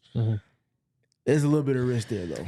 He has a case for like the best pure point guard in the draft class, which is crazy that he might not get drafted at all. But again, the lack of size, and the other thing is the lack of aggression, because he is a pass first point guard. He averaged 10.5 points per game, and he's been a double-digit scorer all 4 years in college, 2 at Creighton, 2 at Gonzaga, but has never been. He's a pass first guy. Fraud watch. Stop it. The Philadelphia 76ers are picking Janai Broom. Fraud watch alert. I'd rather have Janai Broom at 35 than Yegor Demin at 8. I strongly disagree with that statement. Strongly disagree with that. The Philadelphia 76ers just found their starting G League center of the future in Janai Broom. This guy's a hater. This guy's a hater, Shane. I don't like his game. That's crazy. I don't like his translated to the next level. No, it's not a me and you thing, Shane. I think it's solely about Shane. It's not about Shane. Darren Murray said he over there cooking up. You better chill out. You should be cheering because another pick with Thiero still on the board. Yes, I'm excited. And let's get to a super chat from Easy Money Chubbs. And we have this Mike in the chat who said, I'm at work. Please tell me for the love of God, Thiero is still on the board. He still is. He is. We're now at pick 36. The Suns are at 41. There are a couple teams ahead of them, but we have Easy Money Chubbs saying Thiero at 41 if he's there is the only answer. I don't want to skip over Jeff's super chat. 199 from Jeff Bernardo says, is there any way Beal is traded now? Can't see it. The Suns did use up a lot of their second round and future first round capital over the last 2 days. So all 5 of, I was tracking this because it's hard to keep track of which picks have gone where. All 5 of the second round draft picks that the Suns acquired in the Kevin Durant trade have now been turned into 31 and 41. So those extra, they still have some seconds to play with. But the 5 that they got from KD, those have all been expended at this point. So, and with the 2029 pick being traded because of the Ted Stepien rule, they don't have any other first round picks left to trade moving forward, because the Stepien rule does not allow you to trade future firsts in back-to-back years ahead of time. So that's an issue for moving Beal for me. I don't know. Like, we've heard Flex, we've heard Gambo say that they're optimistic that the Suns could potentially deal Bradley Beal somewhere, that there are multiple teams that would be interested in him. I don't know how you get that done now without attaching a first of some kind. It would have to be a really good fit scenario where it just makes sense for a team to take him on and believe in him in some sort of reclamation project. But I do think the draft, it will make it a little bit more challenging to move Beal for sure. Is draft capital well spent on the Suns' part as far as Yes. dispersing those 5 second-round picks that they compiled? Job well done. So this 36th pick, the Suns originally traded for. They traded 2 future second-round picks for the 36th pick to Brooklyn, and then flipped 36 and 2 future second-round picks for 31 to get Rasheer Fleming. I don't know if you guys saw this. We just tweeted this. Rasheer Fleming was interviewed after getting drafted and said, quote, "If I'm not making shots, which I highly doubt." My dog. My dog. All right, let's reset a little bit here. Let's just take a look at how the second round has gone, and then Gerald's big board as we are getting closer to the 41st pick with the Thiero still on the board. The pick is in for Brooklyn, but Rasheer Fleming went at pick number 31 to, of course, the Phoenix Suns via the Minnesota Timberwolves. Noah Penda out of France, forward, going to the Orlando Magic via trade with Boston Celtics. Sion James, also another player from Duke, the 4th one in this draft, going to Charlotte. Back-to-back picks for Charlotte. They take Ryan Kalkbrenner out of Creighton, a center all of us here were pretty high on for the Suns if they could get their hands on him. Wow. No! Don't tell me it ain't so. The Lakers moved up to pick number 36. And they're going to take a Thiero. Take a big, you I bums. hate you. You need a big, you bums. JJ Redick just got done begging for an actual 5. I hate you. I hate you. That's tough. God, I hate them so much. Stupid we, multi-billion like- dollar I just hope that franchise. doesn't mean the Lakers they have a bigger Bro. plan going forward. Because they've been in discussions with Utah about Walker Kessler, as well as talking to Brooklyn about Nick Claxton. Man. As well as talking to some other teams about the centers that they have. So Can I interest you into Nick Richards? The Lakers, dog. Come on. So me and Eric talked about that after you hopped off yesterday. Uh. I was like, there's just a certain caliber of bigs that they're looking at, and it's unfortunate that He would be the bargain he's a bin cut of- below. He's yes, a cut Man. below. he's a cut below for sure. But if you whiff on everywhere else, that $5 million salary Yeah. is mighty Life co- alluring. Life comes at you fast. The And team begging for Goddamn centers. Lakers. The team begging for centers now has. Oh to my give. Still God, dude. Other sneaky candidate, Nuggets for Nick Richards. I like I that. see it. I hate They use a definitely backup see it. big, Lakers. and they have a trade exception that's worth more than his $5 million salary. Mhm. Just saying. Okay. For like seconds, you thinking? Yeah, If they got the exception, I- absorbed. Probably. Okay. I'm so mad. This sucks. So the Timberwolves, Because I love him as a player. Yeah, Who? the Timberwolves Nick gave up Thiero. Oh, I do, yeah. Of They course. gave up Nick Richards. Of course. 36 for number 45 and cash. I like Nick Richards, but listen, I can't tell. No. Thiero. Listen, if you watch the Breaking News podcast, you'd think he's Shaq. Well, yeah, by the obviously, way, I was talking. Very true. Ayrton, I wish you were there for that. Chris Nava with a $4.99 super chat. Thank you, Chris. Says, thank you for covering the draft, fellas. Keep Oso. Appreciate that, Chris. I love Oso, and I hope that he still has a future here and a path to minutes here because as he brings a different dynamic than the two bigs that they currently have. His passing, his switchability, like Malawach and Williams can switch as well, but he brings slightly different things to the table, and I hope that this doesn't mean that he's suddenly going to be a throw-in in some Bradley Beal trade. He might be ultimately just because They don't have first-round picks to don't trade have anymore. picks to trade. You got to sweeten the pot in some capacity. Yeah. It would be an unfortunate addition to have to include with Bill, but again, you made the beds. You got to lay in it. Have you recovered I yet? know, dude. You're This still sucks. struggling? Out of all the players, you couldn't have taken Bogle Jub, dog. You had to take a Thiero. I hate how good of a They pick just, that they is. just got a it's- dog for Luka.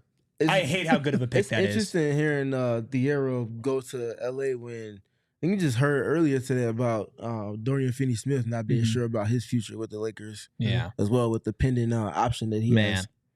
Okay.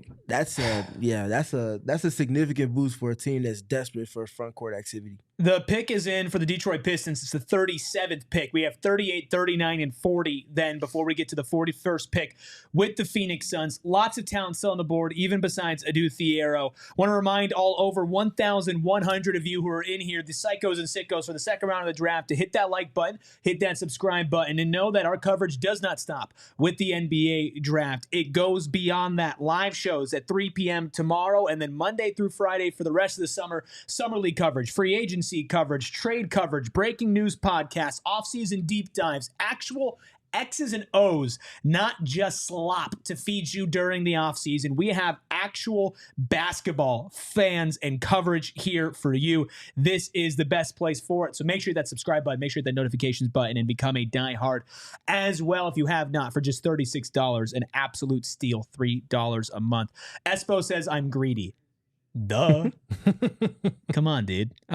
Breaking news. Let's take a look at the big board as the pick is in for the Detroit Pistons. Rasheer Fleming, gone. Noah Penda, gone. Ryan Kalkbrenner, gone. Adu Thiero, gone. Those were your top 4, Gerald. Sion James at 12, also gone. And then there was, is that all it's been so far? Janai Broom, also gone.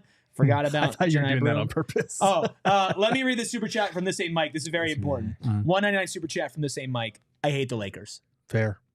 $2 well spent. I hate the Lakers. Is this ain't Mike your burner or something? That's very much but something we you would are just say. hashtag aligned. That's very on much that. something Okay. you would say whenever. There you go. No Yes, context my needed. ringtone is just me saying I hate the Lakers. I will say, hate the though- Lakers.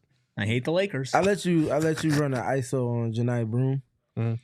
I'm scoring. I can't allow. Freckled Mamba scored. He can't move. He can't move his feet like that, dog. Come on. No, I can't- Ayrton's getting a bucket on Janai Ayrton's Broom. I getting a tell you bucket. that. I can't ignore the impact that he had in ultimately putting my Spartan Dogs out of this most recent Great NCAA college player, tournament. just like Drew Timmy. His impact went because he went in that same game. This man, he went. He would have to leave because of some injury that he. I think it was like a lower back injury. After like a freak fall, he had to leave for like 8 to 10 minutes of the second half. That team did not look the same, and Michigan State was down like 11. They crept all the way back and took the lead and was going back and forth. He comes back in the last like 3 minutes, and just off of presence alone, everything just shifts. I don't know if he's going to have that level of impact on the professional level, but he has some things about him defensively that I feel like translates well. He's got Contrary to things that we heard up here on this panel. His game is not going to translate perfectly for sure, which is why he's a second-round pick. But he was one of the best players in college basketball last year, and there's at a certain point there's just a level of productivity that you can't overthink it. Like he belongs somewhere in the second round for sure. I'm not saying he's going to be a star. He belongs with the Mad Ants. Stop, this guy. Oh, a big man with low mobility and back injuries. What could go wrong? By the way, Chaz Lanier going to the Detroit Pistons at 37. So that is a prospect the Suns were I reportedly like interested that pick in for them a whole off the lot. board. Okay. Yeah. I do as well. We talked about future draft prospects. Somebody asked Flex on Twitter, do you think the Suns can still trade Beal with almost no future draft assets? He answers in all caps, yes. He hit him with the gas. Dude, Flex is letting it fly, man. I kind of love it. I kind of love rogue Flex. Put the foot on the gas pedal. Yeah, that's too much disrespect. Oh, man. Okay, That's crazy. let's take a look at the big board. It might not be fully up to date because Ayrton has about a billion things going on back there. But the Suns are just a couple of picks away. The Spurs are on the clock. A proposed trade with the Pacers. The pick is in. Some names, some talents on the board, Gerald. Who are you eyeing now that Adu Thiero is off the board? That's a good question. I'm trying to think of Pacers' needs because they did cycle through quite a few backup bigs, and I think they found something with a few of their backup bigs. So normally I would say maybe right now, but I'm trying to think of what they need. Like that was a very good team this year. Another Tyrese guard to replace him for the year? Maybe a Tyrese Proctor. Maybe an Elijah Martin. I don't know. They're pretty much set at guard though. You know what would kind of be fun? And not just because of the name. What? Bogle-Jub. Yeah. I think stretch a- shooting A option. big might make sense for me here for them. So right now, a Bogle-Jub. Yeah. I like right now there. Right now, yeah, I think right now it's really good value at 38. I thought there was a chance he could have gone at the end of the first round. I wouldn't have sure. done that, but I think this is decent value. What's the best pick for the Suns, right? Like, are we upset if Tyrese Proctor gets taken off the board before 41? Or do we live with that? I personally would be. I think he's kind of one of the few guys I would take at 41 now, as opposed to moving off the pick. But we do know that the pick is in, and it is Cam Jones. Oh, I liked Cam Jones. Yeah. So they did go guard. They went guard. They didn't get Tyrese Proctor. Guard out of Marquette, Cam Jones. How do you feel about this one, Steven?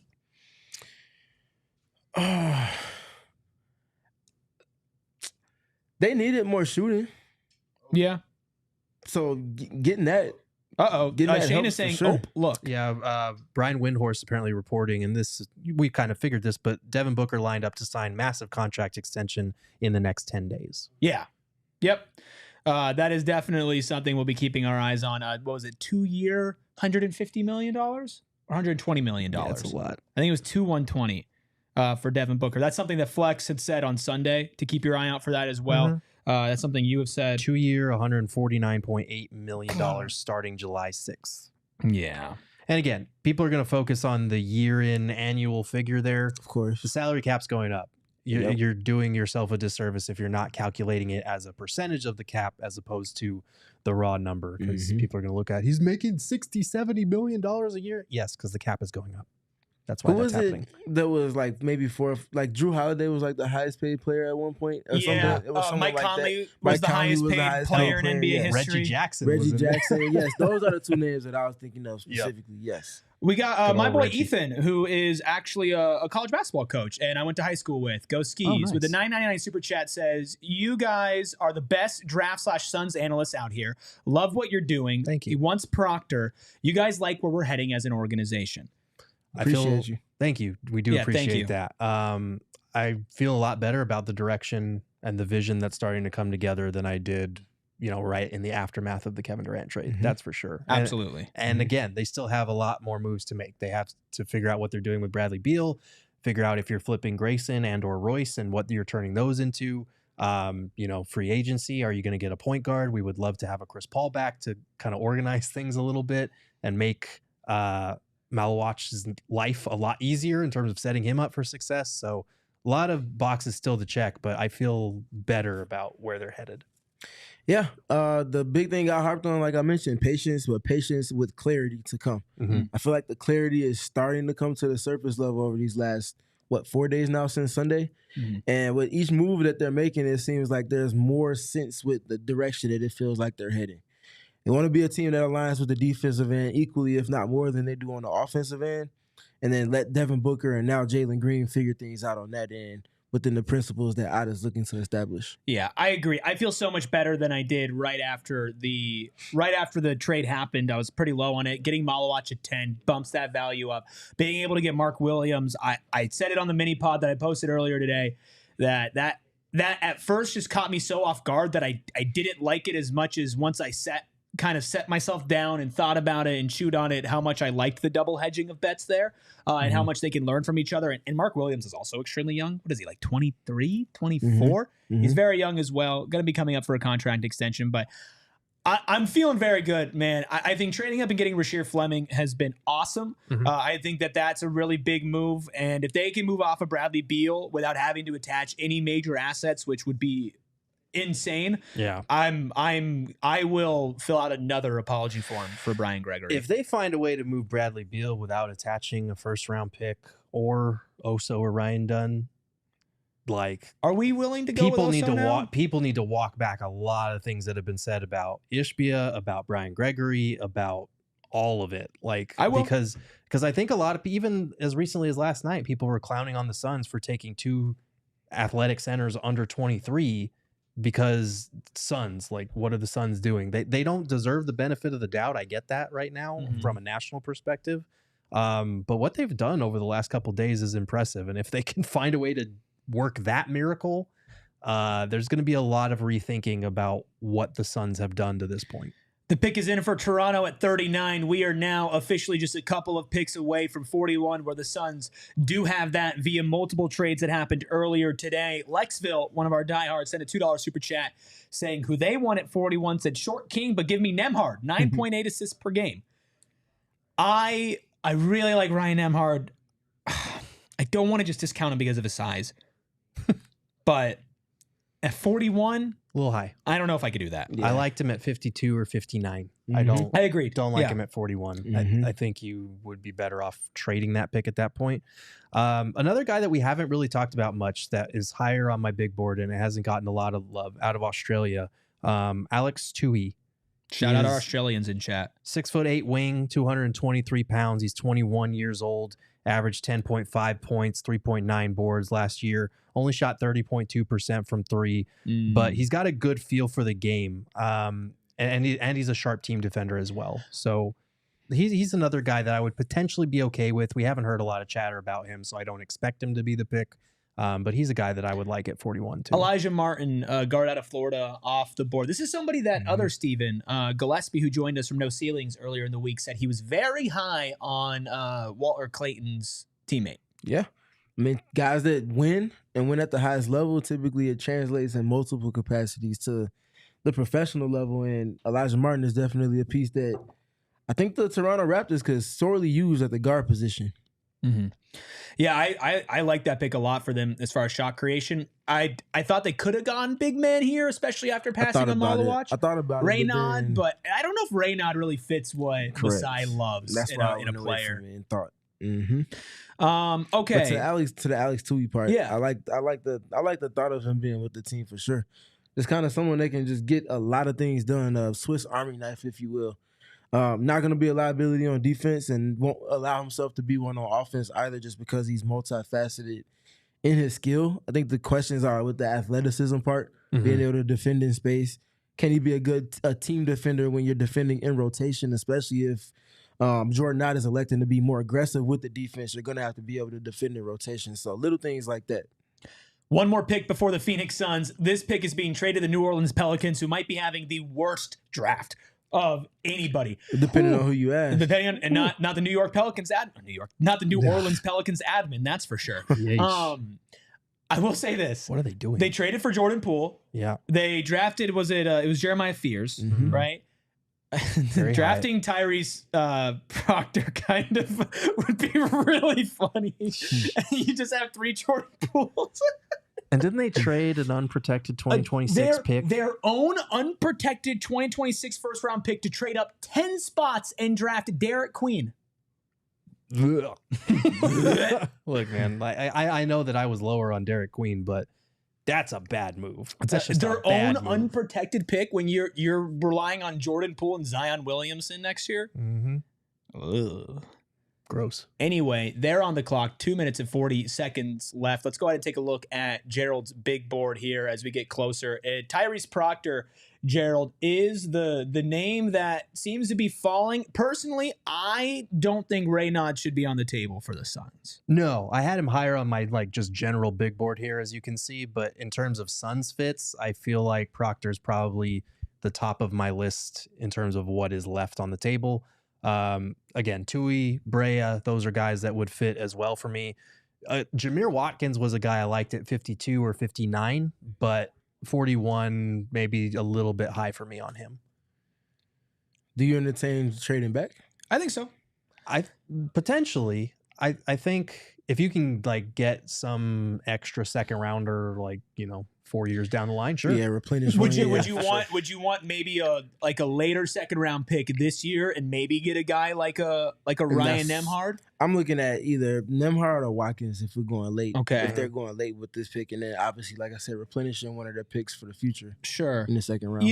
I wouldn't hate it. I think that if a Adu Thiero was there at 41, then there's kind of no chance that I'm drafting back. I think they're gonna take Proctor, like Animal TV here in the chat. That kind of feels like good value, even though there is some overlap there. But it could be some Jalen Green insurance. I know they're not the same type of player, but he is a guy who thrived with the ball in his hands in college. Gerald, you mentioned that you don't think that his days of being that type of guard are many in the NBA, but an off-ball guard that can shoot and put the ball in the bucket, I think is interesting. I'd possibly trade back for Koby Brea, depending on where we think he is going to go. I wouldn't mind taking him at 45 to the 50 range. I like Bogle-Jubb as well. I think that's a really interesting name to fit alongside your 2 centers. I think there are options here. And the pick is in for the Washington Wizards the New Orleans Pelicans via the Washington Wizards. Worst case scenario here is they take Tyrese Proctor? Probably for me. I think that would be the worst case. But yeah, I think at that point, if Proctor's off the board, you seriously think about trading down, possibly even out of the draft if you can get multiple seconds in return. Yeah, if you walk away with Rasheer Fleming and Kamen Malawatch, you don't need another another piece, especially if you're going to get some future assets. But I do want to say this. We're getting close to the Suns pick, one pick away, over 1,400 of you watching a second round draft live show at 6 o'clock here on a Thursday evening. The Psychos and Sickos are aligned, and make sure that alignment also heads to the like button as well. Only like 300-ish likes and over 1,400 people in here. Gerald, does that make sense? The math isn't mathing yet. We're not in alignment on that.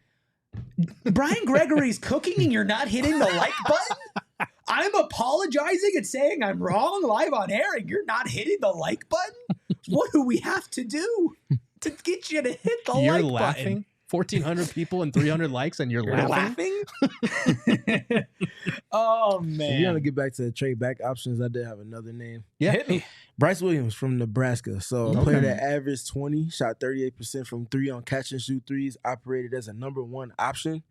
Does have questions about not being a primary scoring option because he was so thrusted into that.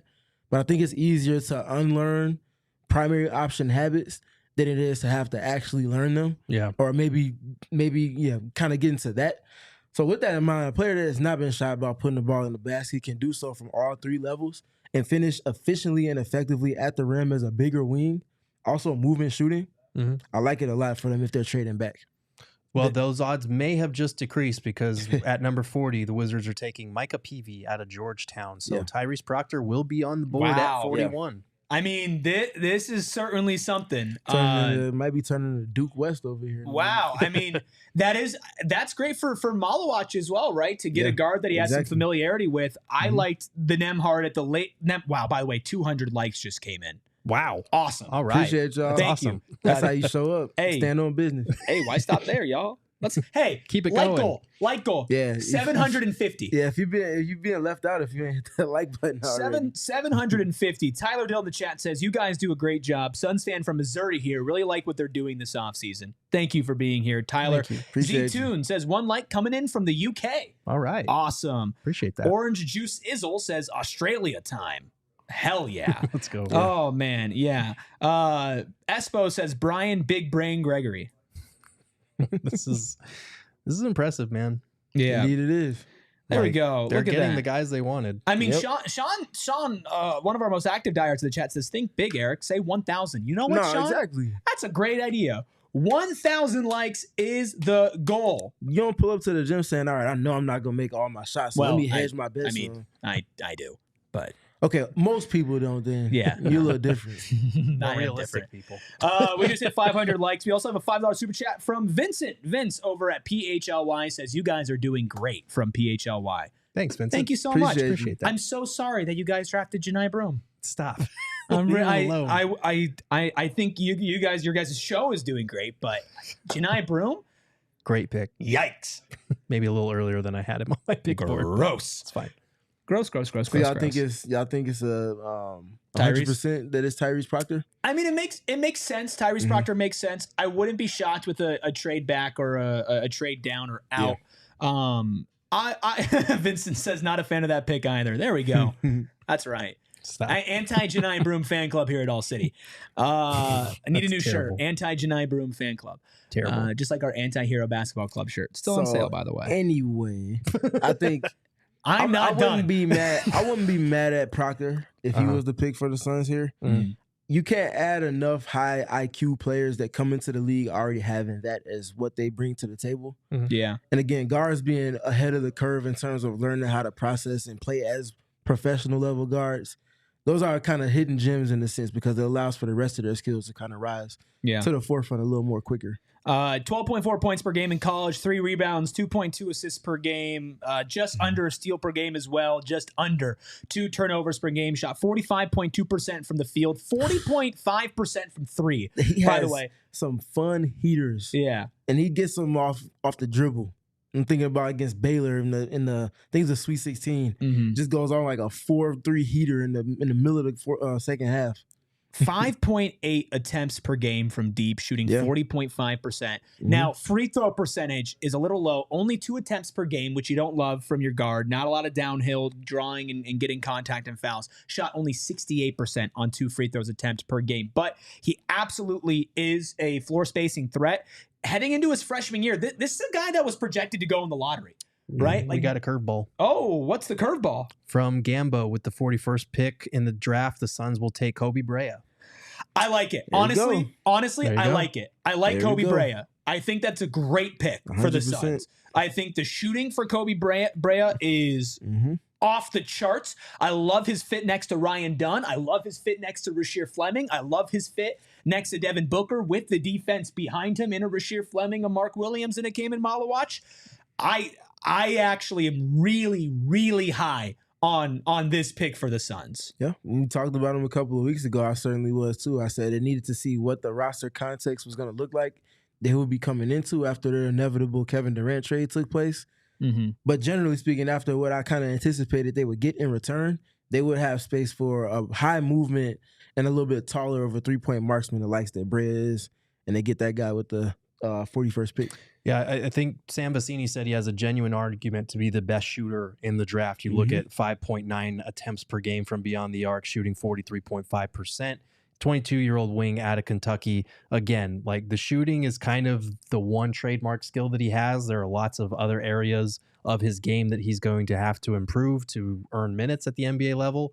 But that's a guy that's worth taking a shot at this point in the second round. If you have a bankable NBA skill, you can potentially build on that, especially if that skill is shooting. Let me read his shooting splits and all the stats here for you. I was about to get to it because we did it last time. Yeah, 11.6 points per game, 3.2 rebounds per game, 1.3 assists per game. But what you're looking at is field goal percentage, 47% on 8.7 attempts per game, 43.5% from deep on 5.9 attempts per game, 91.4% from the line, only taking one a game, but actually knocking him down when he gets there. 6'7", 202, 6'5.25 wingspan, so a negative wingspan, but a good frame at 6'7", 200.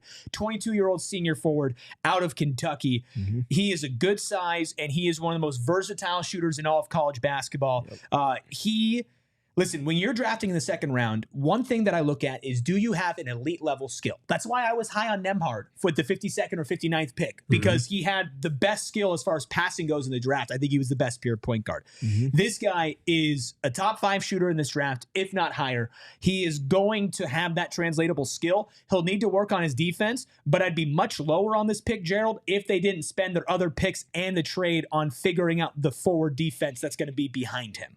Yeah, no, and I think like having those two bigs behind you, whether they're playing together or whether they're spelling each other, helps a lot. And adding Rasheer Fleming to Ryan Dunn to Dylan Brooks helps a lot with that. That can insulate some of the defenders that maybe aren't as good on this roster. So they are building something here. They've added some shooting. They've added size and defense with their first 2 picks earlier in the draft. And I kind of like what is assembling here. Like this dude is a sniper. Let's not have it any other. Like Jalen Bridges was a very good shooter coming out of college, so I don't want there to be a 1-for-1 comparison there. And I think Bridges defensively offers a little bit more to start than Brea does, but Brea's shooting is insane. So at 41, I don't hate that value at all.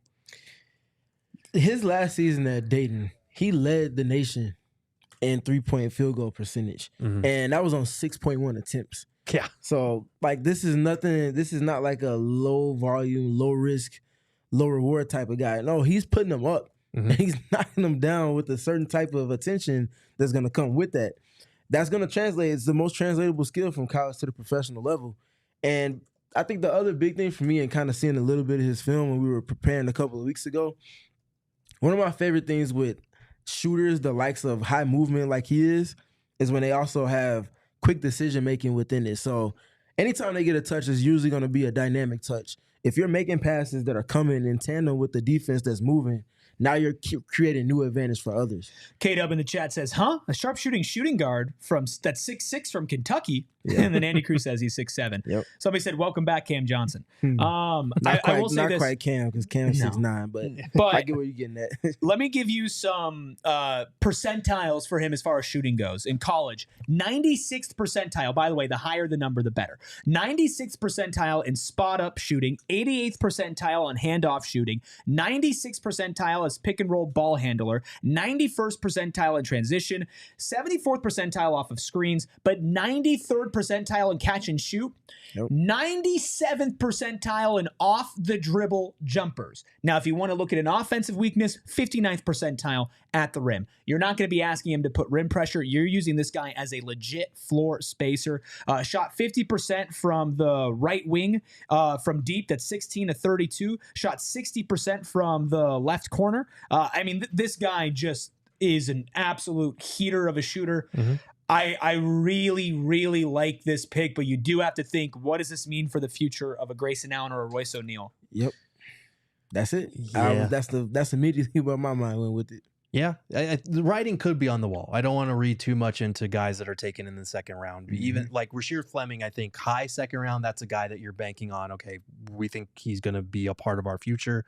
Once you get to the 40s and beyond, it's kind of like, if he pans out, absolutely. If not, he's going to spend a lot of time with our new G League team. So we'll see what he pans out to be. I don't want to say that Koby Brea is pushing Grayson Allen and Royce O'Neal out. But it doesn't help, and it was already kind of a log jam of players in that 6'4" to 6'6" range. So the Phoenix Suns draft is assumed to be over. The Sacramento Kings, the pick is in for them. We'll keep you up to date with that here in a second. Let's grade the Phoenix Suns total draft haul. They are leaving the first and the second round with Kaman Malawach, Rasheer Fleming, and Koby Brea at 10, 31, and 41. We'll put Mark Williams to the side since obviously he wasn't drafted today. A, B, C, or D, Steven, what are you grading this draft for the Suns? You get a significant A from me. And the only way it could have been an A+ is if you were able to get someone of higher value at 41 than you did with the 2 picks that you had prior to that. But the navigating of it, the trades and maneuvers to get in position to take the players that they did, felt very intentional.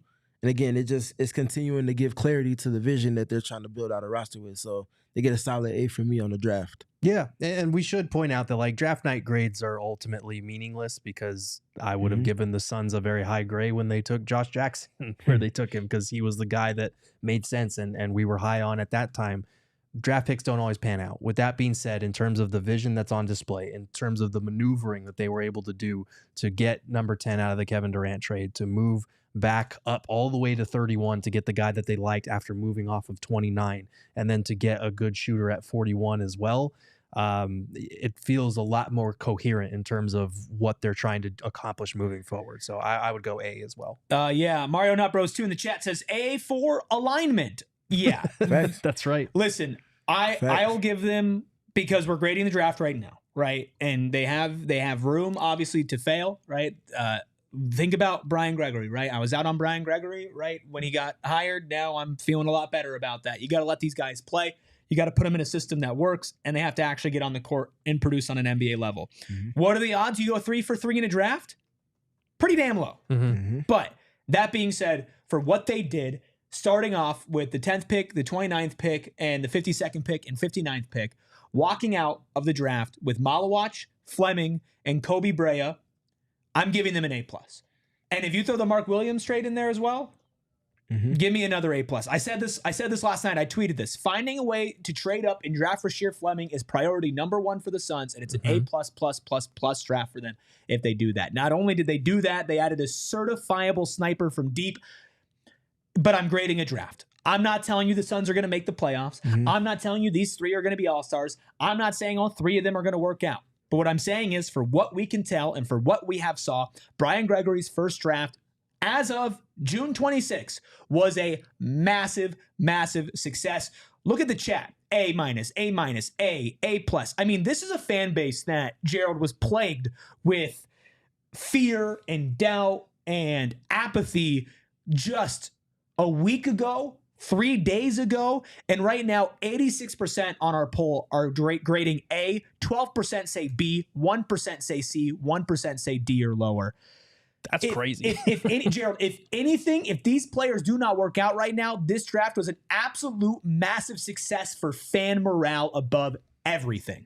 Yeah, and again, we're, nobody's going to care about these grades come October, November when we start to see these guys play. But for right now, this is kind of the draft that this fan base needed.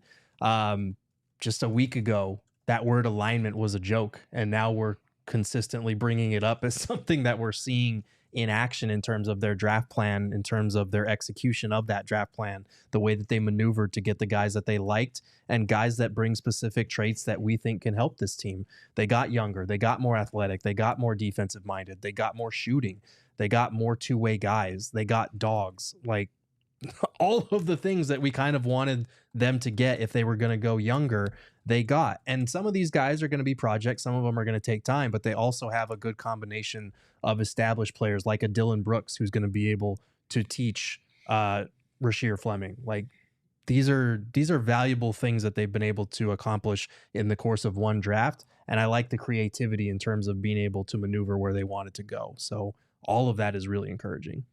Yeah, the big thing for me with the A that I gave him, it's less about the players themselves and it's more about addressing specific needs that the team needed to, based off of roster flaws that we saw last season that plagued them and ultimately kept them completely out of the play-in, yet alone the actual playoffs. Mm-hmm. Center was non-negotiable. They said they wanted to check that box off via trade. Why not do it with a trade pick, with a trade and a draft pick? And that's exactly what they did yesterday, to the surprise of everybody. And then you go out and you also get the player that, on my very novice level prospect awareness, because I'm not a draft guy, but all the guys that I do trust with draft in terms of assessing talent in the film that I was able to watch, you're going to get the best possible player that you could to start the second round after maneuvering to get there. And then you add a shooter that's not small in any capacity as well. Those things are all needs that I feel like they had to address, and I feel like they did that as good as they possibly could. Yeah, I'm just thrilled. I'll be completely honest. Like, I was in a pretty dark place about the future of this team. You guys could probably hear it on the show. You guys have heard it off of the show. I was very worried about what was next for the Phoenix Suns, but there was always a path. But some stuff had to break the Suns' way. Mm-hmm. Maluach falling to 10 was luck. Rasheer Fleming falling out of the first round was luck. Now, moving up to get Rasheer Fleming, moving up to get 41 and take Koby Brea, that took skill. That took actual movement from a general manager who hadn't done that before. Mm-hmm. We all know that this might not work out, but I can't sit here and tell you that I am not completely flipped on my outlook on this team than I was before Kevin Durant was traded. I feel better about the KD trade. I feel better about Devin Booker's future. I feel better about Ryan Dunn's future on this team. I feel better about just about damn near everything when it comes to this team and this front office's ability to navigate a Bradley Beal potential trades for Grayson Allen and Royce O'Neal, whoever they might target in free agency. Maybe that's naive of me, considering that those things have not happened yet, and Brian Gregory has not had experience in those things, because trading Bradley Beal is a lot different than trading Kevin Durant. But I feel way more confident in his ability to do better as a first-time GM, and the front office around him, we should give them credit and the scouting department credit as well for identifying players they want and getting them. Kudos to them. A++ from me. This was what I think best case scenario for the Suns out of this draft.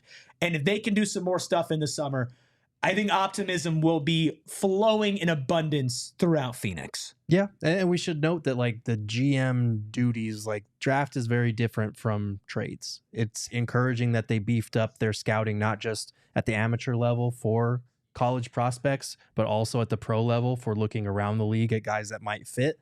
That's encouraging to me because based on what I've heard, it was a complete overhaul compared to the James Jones days when ESPN was writing articles about how they barely cared about the draft and they had one of the smallest scouting departments of any NBA team. Now it feels like it's completely flipped. They've hired a lot of scouts, evaluators, so that they could do the job properly and put the proper amount of resources and time and evaluation into the draft. So that's promising to me. We should also note that, like, again, we need to see how these guys actually pan out, and we need to see how the other pieces come together, because as of right now, this roster is still very lopsided towards the 2 and the 5. Mm-hmm. And as much as I like Ryan Dunn, as much as I like getting Rasheer Fleming at 31, they are relatively inexperienced wings that you're going to be tasking with a lot of the defense and hoping that they're able to translate the shooting as well. So a lot of things they still need to address, but I don't want to be a Debbie Downer or anything, because this was a phenomenal draft and a lot better than I think people were expecting heading into the week. with their feelings towards Brian Gregory. Steven, I'm so excited for your film breakdown on all three of these picks. For Koby Brea specifically, how do you see him benefiting some of the other players we've spoken about that are already on the Suns roster, whether it's a Ryan Dunn, whether it's a Mark Williams, or hell, Devin Booker and Jalen Green? Yeah, I'm already imagining Koby Brea getting wide pin downs in the empty corner, no different than Devin Booker does when coaches in recent history have used him in that capacity. The attention he gets brings the big up to the level because the person that's guarding him gets hung up on the screen from Mark Williams or Kamen Malawach. And they're able to just get easy dunks because of the attention that he's getting on high movement. Being that dynamic with the ways that he can be used on offense and the playmaking ability in a secondary kind of connective fashion that he has is something that's going to really help to unlock the bigs in a way that is independent of Devin Booker and Jalen Green or a potential other guard that the Suns might bring in free agency would do so. I'm also imagining him on the defensive end. And I talked about earlier this season and especially over the last couple of weeks since I got hired, what is he going to do with guards that may get kind of picked at on the defensive end of the floor? If Koby Brea is playing, he's very much going to be of that type of piece that's Where's Waldo, where opponents are hunting him out. Yeah. What's the coverage going to be with him? How well does he fight with that? What does the help look like around him? I feel like he's in a position where he can be well insulated with that part on the defensive end. Could you imagine talking about the Phoenix Suns roster going into draft night and saying somebody could be well insulated on the defensive end? No. Genuinely. No. Even if it doesn't fully work out, if Mark Williams could certainly still be injured, right? Kamen Malawach could not be ready for big time minutes in his first season as a project. Hell, he's a project. Maybe it doesn't work out. Maybe he's at his floor, which is just a backup big who could protect the rim and, dunk, right? Like these are things that are still on the table. But the fact that we can look at a team like this in Phoenix and say they can have 48 minutes of solid center play. They can have a legitimate point of attack defender with Rasheer Fleming or with Ryan Dunn and weak side defense as well. Shot creation from Jalen Green and Devin Booker. 3-point shooting from Grayson Allen, Koby Brea, Royce O'Neal. Colin Gillespie is a fire starter off the bench. I mean, I'm not saying this team's going to compete in the West and try to win a championship, but I'll be shocked if at the same point at the end of next season, I feel the same way I did at the end of this one, which was defeated and sick of watching those guys play basketball in the most pathetic way that you could possibly imagine. You promised Jordan Ott, Matt Ishbia, and Brian Gregory a team that's going to compete and play hard and hustle and make fans care and like them. Some people might have rolled their eyes. Some people might have not believed them. As of right now, the team that they're building here, Gerald, can fill that mold and has the opportunity to win back a ton of fans that they lost over the last 3 years with the failed Big Three experiment. Yeah, because there's no question that this team is not as talented as last year's team, but they potentially fit a mold like you're talking about together. And I hate to keep using the word identity and culture over and over again, but it's true. You're seeing all of those things come together. You're seeing them target defense. You're seeing them target size and length. And these are all positive things that they didn't have last year, despite the level of talent that they had. So there are definitely still some weaknesses that are going to need to be insulated, like Koby Brea as an example. This is a dude that has a negative wingspan, and outside of Will Riley, had the lowest steal percentage in the entire draft class. So he's not a defensive disruptor. Solid team defender at the college level. He's going to be put to the test at the NBA level. But if you have enough length and NBA defense around him, which maybe the Suns are moving in that direction, maybe you can insulate him. Maybe you can capitalize on even 5 to 10 minutes a night down the road where he just comes in and knocks down 1 or 2 threes, and that's all you need him to do. So, yeah, I'm not crazy about the Koby Brea pick. I think that's good value at 41. I don't think he's going to play a role for the Suns this upcoming season, but I like a lot of the other pieces that they're starting to assemble, and I'm starting to see how they might fit together better than I thought after the Kevin Durant trade. I'm not going to throw expectations on anything, but what if the Suns go and win the Summer League championship? That'd be a bummer because it's popping champagne bubbles. That's the first time in 4 years I'm not going to Summer League, so that'd be a bummer. The Gerald curse. It'd be fun. The Gerald curse. I mean, we got to expect Jordan Ott's coaching. And that's League, what I'm right? saying. I'm trying to imagine He's going to look to set a significant tone for the team going into everything that entails after Summer League in a couple of weeks. He has a lot of pieces that fit next to one another. You got Koby Brea at one of the guard spots. You got Rasheer Fleming, obviously coming Malawach at the 5.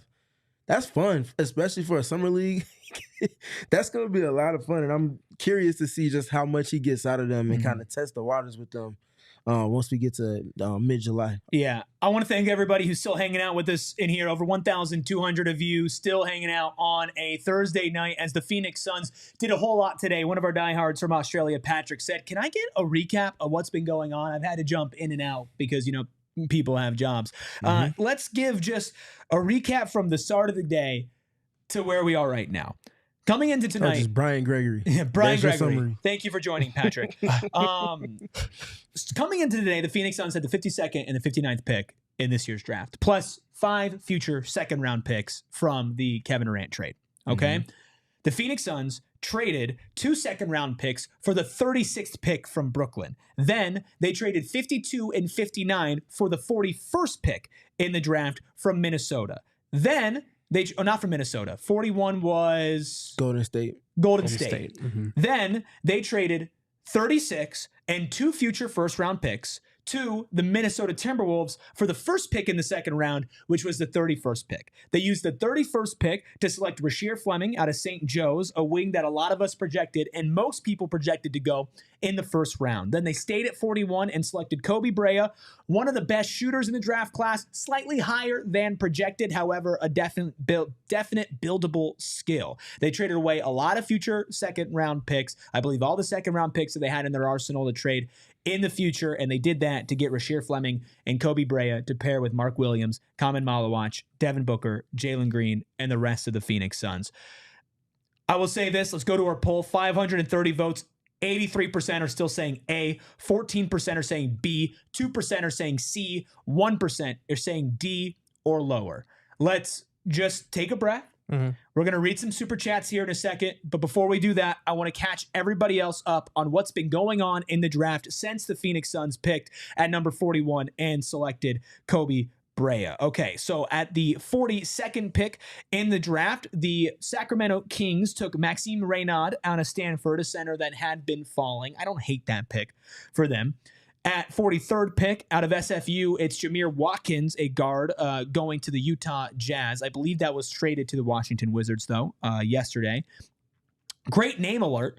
At 44, Brooks Barnhizer, a forward out of Northwestern University going to the Oklahoma City Thunder. And recently at pick number 45, the 15th pick in the second round, the Chicago Bulls are selecting for the Minnesota Timberwolves, Rocco Zikarsky out of Australia. Great name. Yes. I mean, some fire names. Rocco Zikarsky, Brooks Barnhizer, and Jameer Watkins is a good name. Not Rocco Zikarsky, good name. That's and incredible. Maxime Reynaud. His name kicks my ass for some reason. Before Koby Brea, obviously Rasheer Fleming went 31. Noah Penda, 32 to the Orlando Magic via the Boston Celtics. Sion James, forward out of Duke, going 33. Back-to-back picks for Charlotte there, also leaving with Ryan Kalkbrenner. Janai Broom, RIP the 76ers. He goes there at 35. Adou Thiero, the biggest L of the day, goes to us for the Lakers getting Adou Thiero. Chaz Lanier, who Gambo reported the Suns were targeting with the 41st pick, ends up going with the 37th pick to the Detroit Pistons. We're all pretty high on that selection for them. Another guard, this one going to Indiana via San Antonio, Cam Jones out of Marquette. Another guard, Elijah Martin from Florida. Walter Clayton's running mate is going to the Toronto Raptors. Micah Peavy out of Georgetown going to the New Orleans Pelicans via the Washington Wizards. And then you get to the Suns, so on and so forth. So right now, Orlando's on the clock, but they'll be sending it to Boston through a trade that happened earlier when they traded up to select Noah Penda with the 32nd pick. Let's go ahead and take a look at Gerald's big board here as we're going through the second round.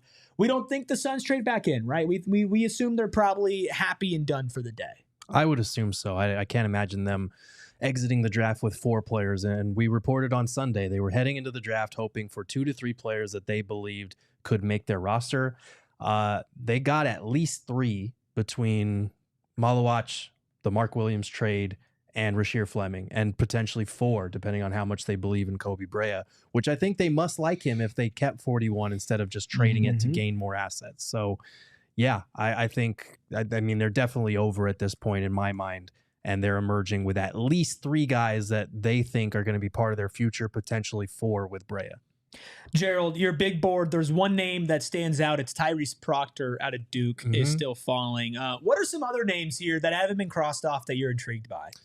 Yeah, we talked about Tui a little bit. I'm pretty intrigued by him. I think Koby Sanders is a solid prospect in the second round. We talked about Bagoljub, who, again, another fantastic NBA name.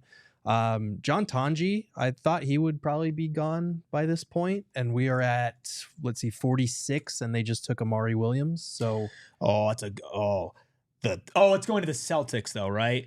Because it's not Orlando. I'll say Orlando picking Amari Williams doesn't make a lot of sense to me, but Boston, I was high on Amari Williams. Steven knows that. Great offensive rebounder in this draft. Yep. But a little lower on your big board, Gerald. Yeah, a little bit lower on mine for Amari Williams. Have some concerns with him, but there's nobody that really jumps out at me other than Tyrese Proctor as like, man, he's still available, because at this point in the draft, it's kind of slim pickings or beauty in the eye of the beholder in terms of who can actually come in and have an impact. Steven, any of these names you're looking at that you feel like might be undrafted when the draft is over, and maybe the Suns can swoop them up on an undrafted rookie deal? Yeah.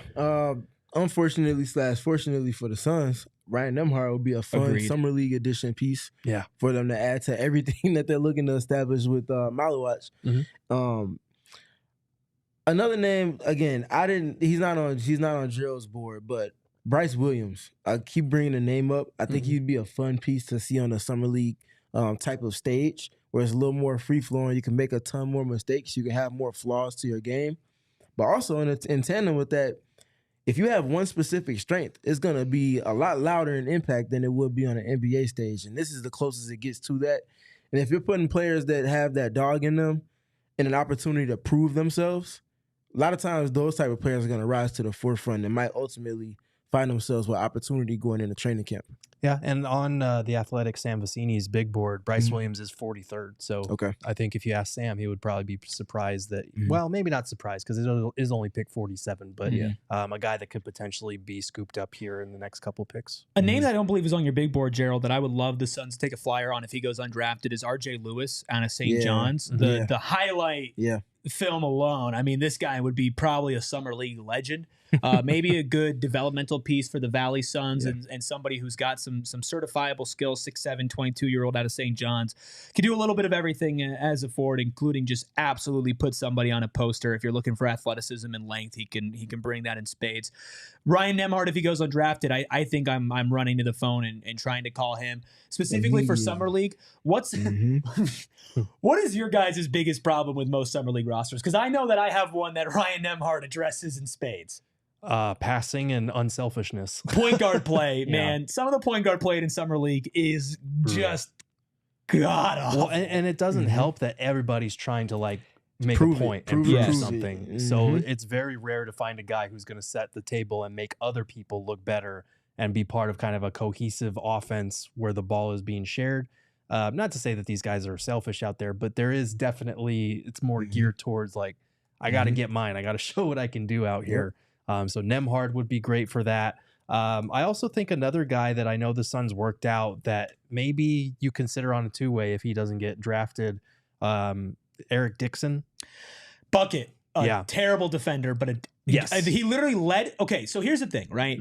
When you're looking at these second-round picks and you're looking at undrafted guys, like I said with Koby Brea, you look for buildable skills. Yes. Okay, Ryan Nembhard, best passer in the country, 9.8 assists per game, led the country. Eric Dixon led the country in scoring, I believe 23.4 points per game at Villanova. Now, he is a definition of a traffic cone, but a three-level scorer, Steven, and those are hard to come by, especially in undrafted free agents if he does fall. I think somebody will take a flyer on him at the end of this draft, though, just because of the potential. Yeah, the potential is what's going to get him an opportunity. But I don't know if scouts look at weaknesses maybe as loudly as they would for actual NBA players, just because these guys are all being looked at, especially come second round, and especially the depth of the second round that we're to now. They're looking at them as pieces that might have a chance, but more so just projects in general. Man. I'm thrilled with where we are at right now. Bogoljub. Bogoljub Markovich to the Milwaukee Bucks at 47. I like that pick for them. I love it when a guy's like still got braces. He's just like, this guy's like 12 years old, man. But I mean, I really like this tape. It popped. 3-point shooter is a big man, very skilled. Would have loved the Suns to walk away with him. I would have been fascinated with his fit with any of the centers the Suns recently acquired. But next to Giannis, I mean, I don't know how much he's going to play, considering he's a mid-second round pick. But I don't know how good the Bucks are going to be. And this is the type of guy that you can play alongside Giannis as a floor spacing four. If he could hold up defensively, I think that's a great fit for them, especially on a good contract next to Giannis. Yeah. He reminds me of I forgot his first name. Nikola Jokic. No. I'm kidding. He is Serbian. He though. got drafted by Oklahoma City about maybe 3 years ago. Pokusevski. Yeah, Alexei Poku. Poku. Yeah, he reminds me of Poku. I think he's a little better than Poku, but he reminds me of walked Poku so for the sure. Thunder could run. This is true. He you know the tweets like the most obvious, the dynasty starts after you player? Yeah. Damn, that's tough. Oh, man. But yes. Bogo reminds me a lot Bogo, of... that's... Yeah. Dude, when he dunks on somebody, Got that Bogo stick? Yeah, Bang. Bogo stick. That's pretty solid. Reminds me a lot of him, though. Yeah. All I was getting at. Sorry. Oh, man. Okay. Never thought I'd see Eric on the set smiling again. Dude, it was tough scenes. I'm about to tweet the clip of me saying that there's hope coming back to the Valley because Chad's saying A+ and everything. I mean, it's not just me, man. I feel like, I'm a huge Phoenix Suns fan, right? Like this is my team. Like this is clearly my life. This is my job. But if this wasn't my job, I'd be doing the same thing, just talking to a wall instead of to the over 1,000 people that are in here right now, going alongside and being #aligned with me. Yeah. But I like as a fan of this team and as somebody who was very doomsday and obviously very emotionally tied into this, I am just thankful that we are going to have a summer of being able to talk about potential and what could go well with this team. Because if you checked in with the last couple of our post-game shows and some of those shows right after the season ended, man, dark days.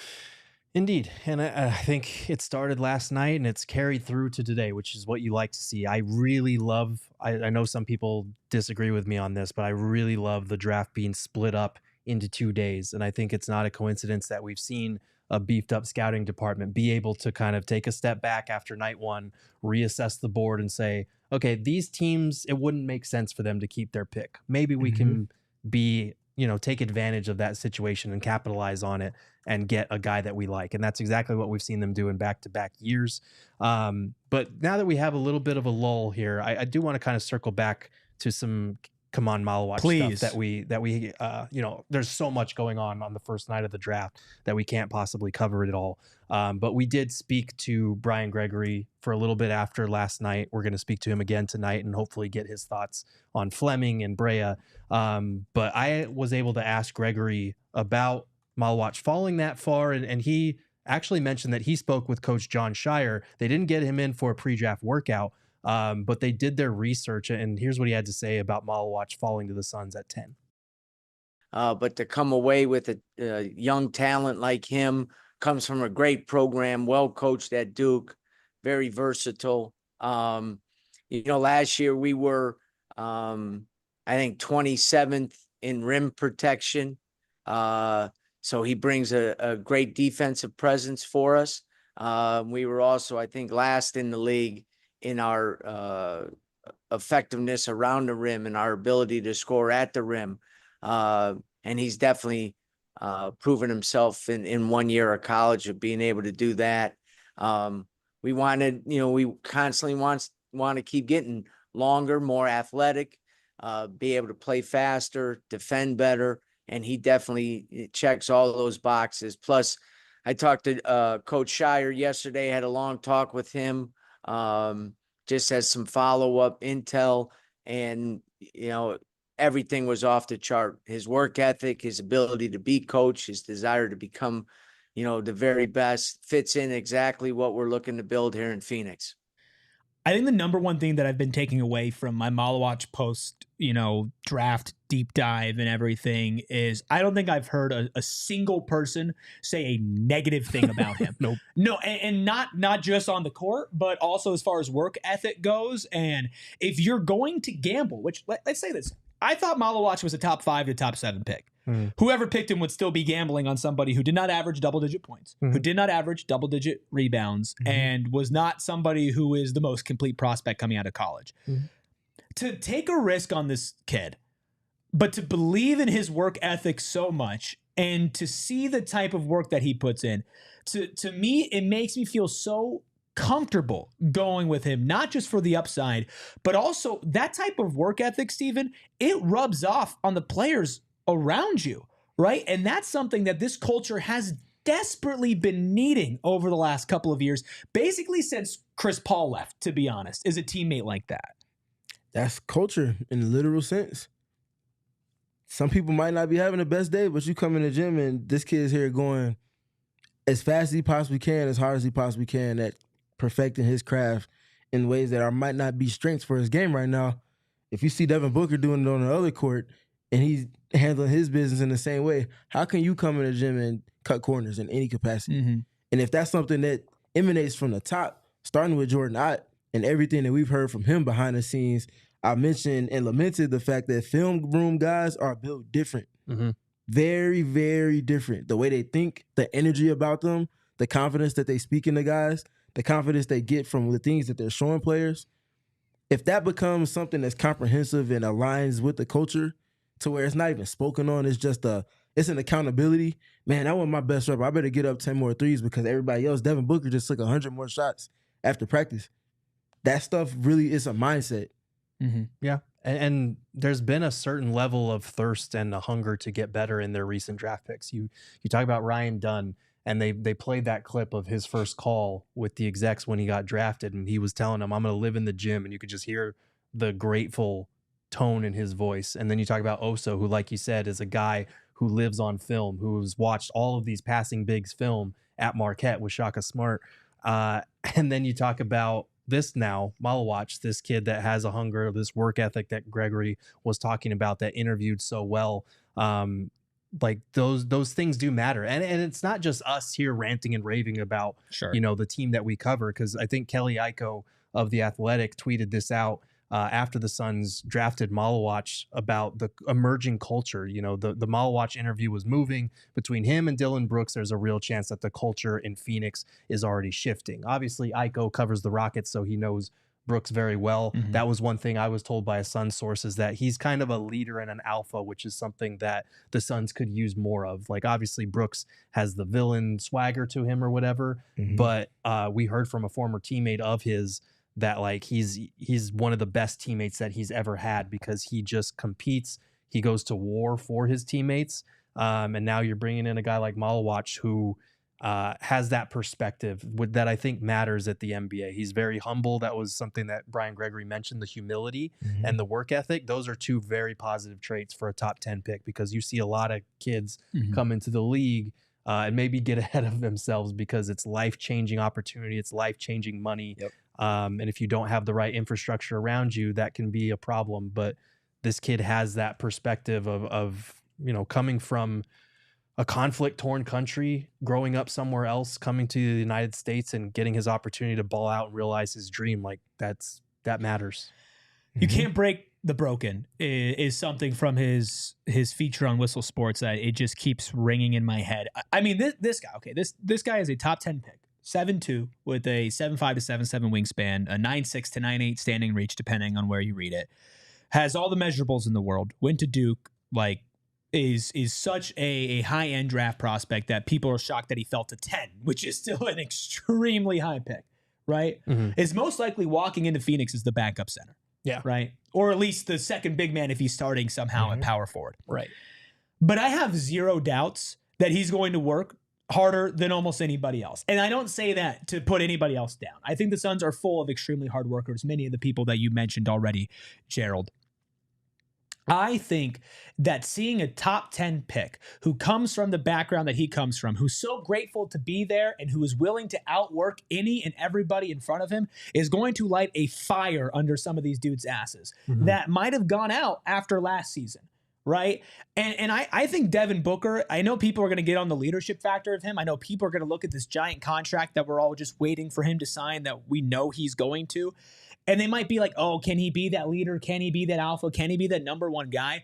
I mean, there's already a relationship between Malawach and Booker. And Booker is the type of guy that I truly do believe in. And we'll get into the previous interaction that Malawach and Booker had. We'll get more into the Suns draft as a whole as they take Common Malawach, they take Rasheer Fleming, they take Koby Brea, they trade for Mark Williams. We're still going strong. Nearly 1,000 of you still in here on hour number, what are we, almost on hour 3 now? We're 2.5 hours in to our second round draft coverage. But guess what? It's not just going to be the 4 of us, including the freckled Mamba behind the Mac. We have a very special guest that we are getting set up behind the screen. So before we let you in on who that is going to be, make sure you hit that like button. Make sure you hit that subscribe button. And remember, we're not going anywhere. We will be back at 3 o'clock tomorrow to break down the draft haul, to break down the moves that have happened before and after. And after we talk to our special guests here, we'll keep you up to date on what's been going on in the second round as the New York Knicks pick is in at pick number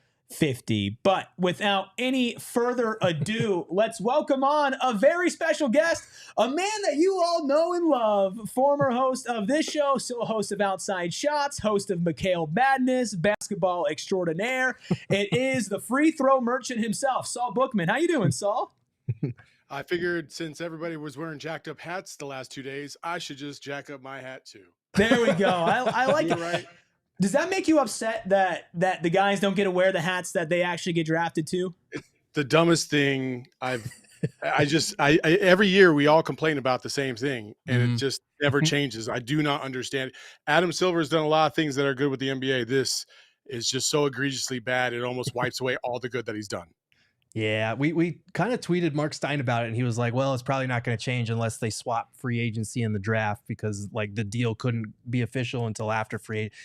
It's just dumb. Wait, how many, especially as Suns fans, because how many draft picks have they traded that are wearing the wrong draft hat on draft night? Like it's so aggravating. All of them. All of them. Pretty much all of them. Saul, I know you're a big U of A guy. Obviously, Carter Bryant was not the pick for the Suns at 10. He was one of the options, but Malawach fell to them at 10. So what have you seen from this kid? How do you like that pick and him being available there for Phoenix at number 10? Yeah, I love him. You know, I missed the Duke game down in Tucson, but I was fortunate enough to be able to see them play in the tournament. So I got to see Malawach up close and personal. I actually interviewed him in the locker room, but sifting through all that stuff, all I did was ask him U of A questions, so I had nothing to give you guys. So I apologize for that. But listen, he's impressive. He's very good on his feet. His soccer background definitely plays a part in terms of really just adapting to basketball. I mean, this is a kid. I mean, he's 18. Like he's still a kid, and he only picked up basketball like 5-6 years ago at the age of 13. Guys, just think about where you were at 5 years into playing hoop.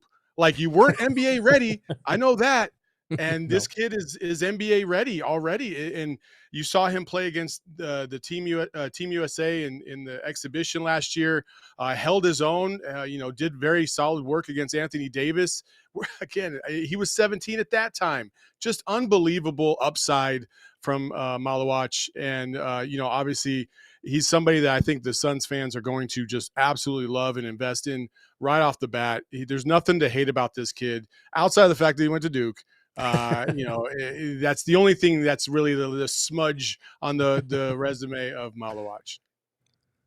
2 questions. One, is he not one of the more likable Duke players that's come across the NBA in recent memory? Yeah, by a mile. It's Malawach and then a steep drop off and then Grant Hill. We're on the same page there for sure. I just wanted to double check. Looking at Rasheer Fleming, I think it was surprising that he was still available for the Suns and that they were also able to trade up to be able to pick him with the 31st pick. I think defense is something they're leaning into a lot, Saul. How do you see him fitting into that, and how do you feel like he's going to maybe carve out a quick niche for this team going forward into the new season? I mean, just look at the wingspan. That's just incredible. Like the wingspan, the athleticism, and the fact that he can shoot. That's the very definition of a 3-and-D player. I think he's big enough to be able to play multiple positions too in certain situations.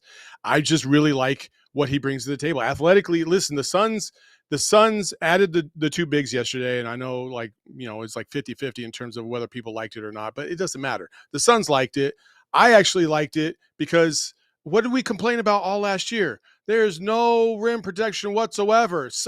Anybody put a body at the rim. And now you got two guys that are more than willing to try and do that. In addition to two guys that can sprint the floor after a rebound, two guys that can attack the offensive glass at a high level.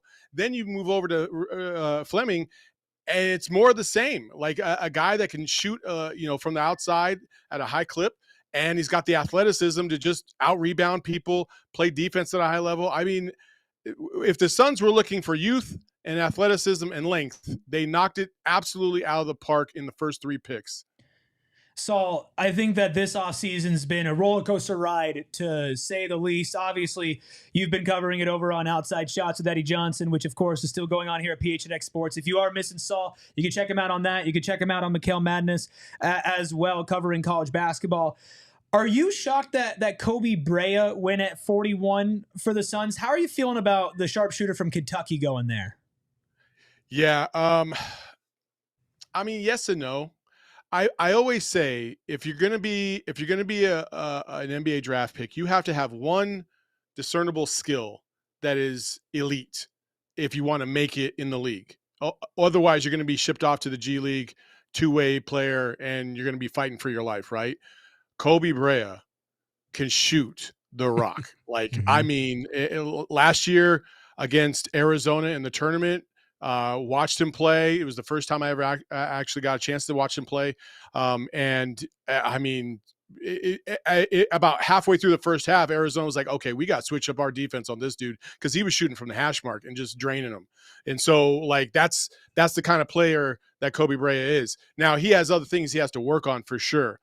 But I think the shooting by itself is going to keep him in the league at a high level, and he's going to be able to find his niche. The fact that his favorite player is Devin Booker, which is fantastic.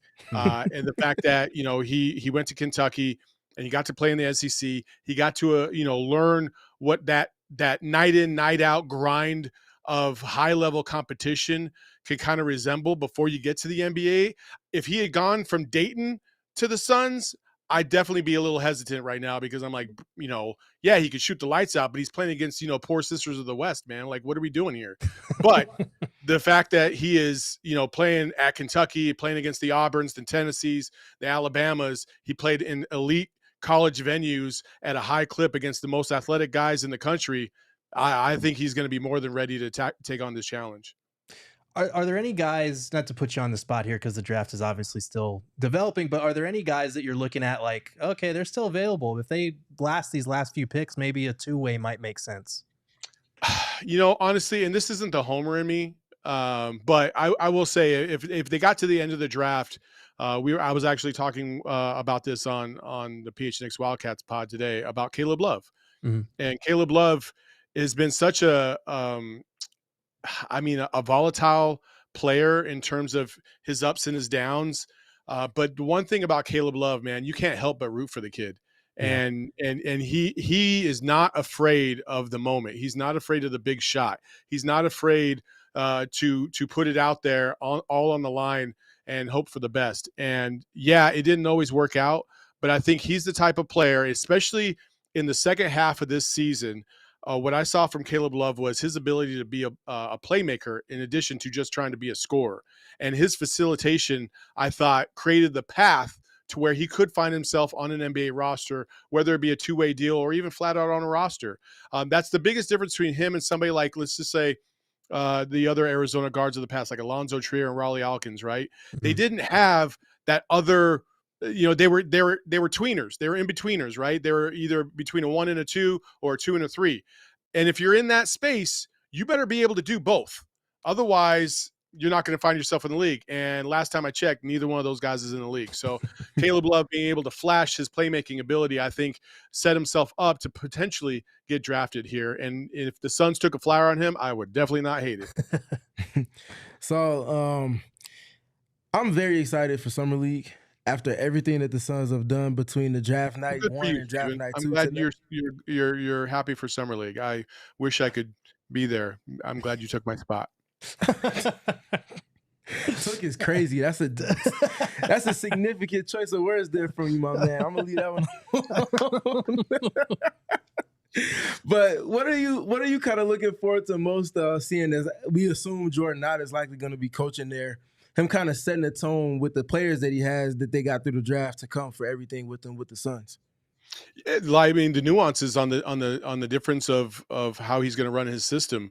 Obviously coming from Cleveland and the two bigs that he got to use out there. How is he going to try to maybe test that in Summer League with some of the players that he will have on the floor? Obviously, you have two in Fleming and Malawach that you could play together and see how that goes. And then obviously Brea. So you got to be a little bit excited about that. And just, the overall just intensity defensive wise, like what are they looking for? What are they trying to do? What is going to be their MO? The guys that they picked, in my estimation, are guys that are not going to have much of an ego in terms of like getting theirs. And I think what killed the Suns, and I say this in the most respectful of ways, with Devin Booker and Kevin Durant, the attention is all on them in terms of scoring. And everybody else sometimes would just get flat-footed. They weren't ready. They kind of deferred too many times. They didn't understand what a good play was for them in the scheme of things. And that's where I hope the biggest difference is if Devin Booker passes the ball off in the middle of the offense and let's just say Brea finds himself wide open, what are we doing? Shoot the ball. Like, don't wait and run the offense and run your sets. And no, it's the NBA. Shoot the rock. And I think there was too many times where, they were waiting to set something up too many times, and it just didn't work out as well as we all hoped. When you have Kevin Durant and Devin Booker, two efficient shooters, especially Kevin Durant this year, it blows my mind that you would have Kevin Durant on your roster and you wouldn't win more than 40 games. Like, it's a travesty. It really is. And the fact that you have one of the all-time players that felt like he had minimal impact on the team, not because of his own performance, but because there was just no cohesiveness between everybody else. I think these guys, coming from the programs that they came from, the winning programs that they came from, the determination that they show, and the chip on their shoulder, I think they're going to all have something to prove when they get to the Suns. And I think this youth movement, we saw it with Dunn and Oso, their intensity on the floor when they would get their opportunities. I think more of that is needed. We need more fresh blood into the system because, we got a little haggard and we needed a revival. Saul, you kind of alluded to it there, but I wanted to get your thoughts on this because it's been a tumultuous week of roster turnover for the Suns. They started the week with Kevin Durant and the number 29 pick, and now they've got like 17 different players. So when you look at what they got out of the Kevin Durant trade, I think it was a little underwhelming just as a base. But what they've been able to build on it with the draft, the Mark Williams trade, I mean, are the pieces starting to come together in your mind in terms of younger, more athletic, maybe more of an identity for this team moving forward? Gerald, you and I have been doing this for 3+ years. Mm-hmm. And one thing I've learned over the course of the last three years is don't get too damn excited.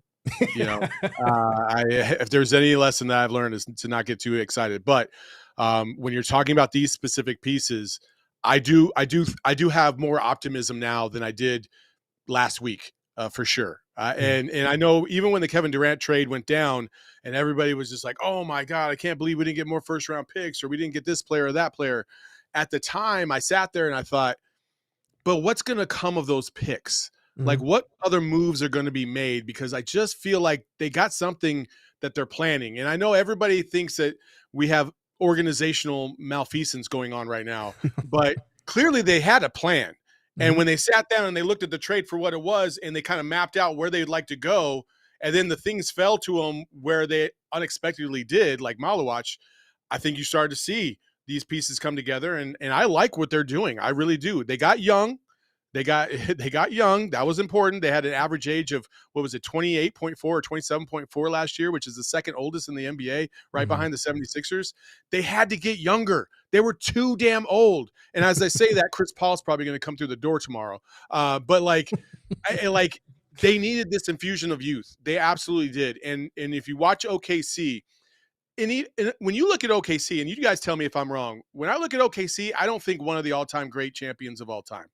I just think they were a good team, and they took advantage of their system, and they took advantage of the East in a key time. And will they get better and continue to elevate? Yeah, I have no doubt about that. But there's so many things that change on the fly in the NBA. You don't know. You can't guarantee that OKC is going to be back next year or the year after that. So who's going to make that run? And we saw Cleveland, they were kind of in the dumps for a little bit too, and then they got a little bit of an infusion of youth, and then it changed the game for them. And in the last couple of years, they've started to get on track and now become one of the best teams in the East. Can the Suns do that? I feel better than I did before about their chances. Lots of people are throwing out grades right now, obviously, for the draft. But like Gerald said, there's been a ton of turnover beyond the Kevin Durant trade, obviously the Mark Williams trade. Can you grade the last 5 days for the Phoenix Suns from Kevin Durant trade to end of the second round? The Phoenix Suns get a what grade from Saul Bookman? I would say on Sunday it was a C, and then it progressed to a B. And I think by the end of today, I think they're at a A-. All right, let's go. Hey, I love a little extra credit, right? I love being able to turn your assignment back in and getting a little extra there. So obviously the people love hearing from you. Do you want to let them know where they can find you? You're still talking to Eddie Johnson. You're still breaking down the Suns, and maybe it's just some parting words to Suns Nation as we enter a new era. Yeah, well, listen, I did want to mention one more thing about Jalen Green. Okay. And so I know everybody's like, well, it's just you're carbon copying what you just did before, and it's much of the same kind of player. And EJ and I kind of looked at each other this morning, and I was just like, I don't know what the hell people are talking about. Like, yeah, Jalen Green has similar skill sets to like Devin Booker and Bradley Beal, sure, but there's other things that Jalen Green does that separate him into a different category. He's a little bit better of a slasher and a scorer at the rim. He's way more athletic than either one of those two, right? And so like that again, and you got younger. You got extraordinarily younger, another 22, 23-year-old player. And now you have, 7 guys that are under the age of 24? What more could you ask for? When last year, what'd you have, 2? Like, yeah, I'm excited about Jalen Green. I think Jalen Green, outside of the playoffs, and listen, not everybody performs high in the playoffs on their first go around, but Jalen Green has he has that dog in him, and he will trash talk. He will get in people's faces. And the way EJ put it this morning, you need people to protect Devin Booker, whether that's Jalen Green or now Dylan Brooks. You got 2 DBs on the roster. One of them's going to punch people in the face. The other one's going to shoot people in the face. So, shoot, not shoot. Shoot okay? in their face. I was like, did Gilbert Arenas and Javaris Kurtanen get on the squad or what? I'm excited about what the Suns have done. And in regards to myself, listen, you can follow us. You can watch the Outside Shot show. We'll be back on Monday as well. We had a show this morning if you want to go check it out, and our thoughts on the KD trade and everything that's gone down since then and last night's first round. And you can follow me at Saul_Bookman on Twitter. Mikhail Madness doesn't come back until basketball season. For you ASU people, that's the round ball with the black. Hey man, I'm just excited to see who's an undrafted free agent that gets signed first. Is it Caleb Love or Bashir Jihad, baby? Because we're adding that one to the resume. The Suns worked him out. Good luck with that. And if you get it, hey, I'm proud of you. Renovations to DFA coming next year, Saul. You better watch out. My last words are, guys, I love what you guys are doing. You guys continue to build. You guys are kicking ass. I really appreciate the invite to come on to the show. And at the end of the day, Gerald and I kind of share this thing. Just be a good person. Just be a good person. So, listen, we're all in this together. That's my last parting word. Love that. So we'll definitely have to have you back on again during this off season as the Suns continue to make more moves. Maybe Bradley Beal gets traded. Hell, maybe Landry Shamet comes back. We thank Saul Bookman for joining us here as he's shaking his head at me behind the screen. Just had to. I listen. He's giving me thumbs down behind the screen. Listen, Saul. Listen, exactly as he should. You never know, man. You never know, man. Crazy. We his appreciate way out Saul. and everything. He said he brings up being a good human, and you immediately go to that. You do that. He didn't listen. He did not get the message. Come on, Saul. man. Oh man, sorry. Listen. He's still just not surprised it's coming from you. Though. Okay, listen, you're not wrong. Okay, lots have happened. We're currently at the 56th pick here in the second round. The Memphis Grizzlies are on the clock. Let's catch people up on what's been going on in the draft. Last time we talked to you, Bogoljob Markovic went to the Milwaukee Bucks at 47. Let's reset here on our NBA draft coverage, of course, powered by our friends over at Bet365. It's never ordinary. Over at Bet365, almost 1,000 of you still rocking with us, almost 3 hours in. Thank you so much. Our like goal is 1,000. Let's smash it. We're almost a couple hundred away. Let's get there. Okay. The 18th pick in the second round, the 48th pick goes to Javon Small out of West Virginia University. That is going to the Memphis Grizzlies. Tyrese Proctor eventually goes to the Cleveland Cavaliers at 49. Do we want to talk about that a little bit? That's a good pickup for them this late in the game because they did not have a first round pick. Obviously, that number 29 pick that was owed to the Suns and then traded elsewhere. So to be able to get a guy who was projected to be early second round that late in the game, that's a really nice pickup for the Cavs. Yeah, he's great insurance for maybe a worst case scenario where for Ty Jerome not being around anymore. I love Ty. I think he's gonna be in a good situation going there. Yeah, I think that's a good pick for them for sure. Mm-hmm. Koby Sanders out of Nevada goes to the New York Knicks, but eventually traded to the Los Angeles Clippers, a pick back. That means the New York Knicks are getting Mohamed Diawara, a forward out of France.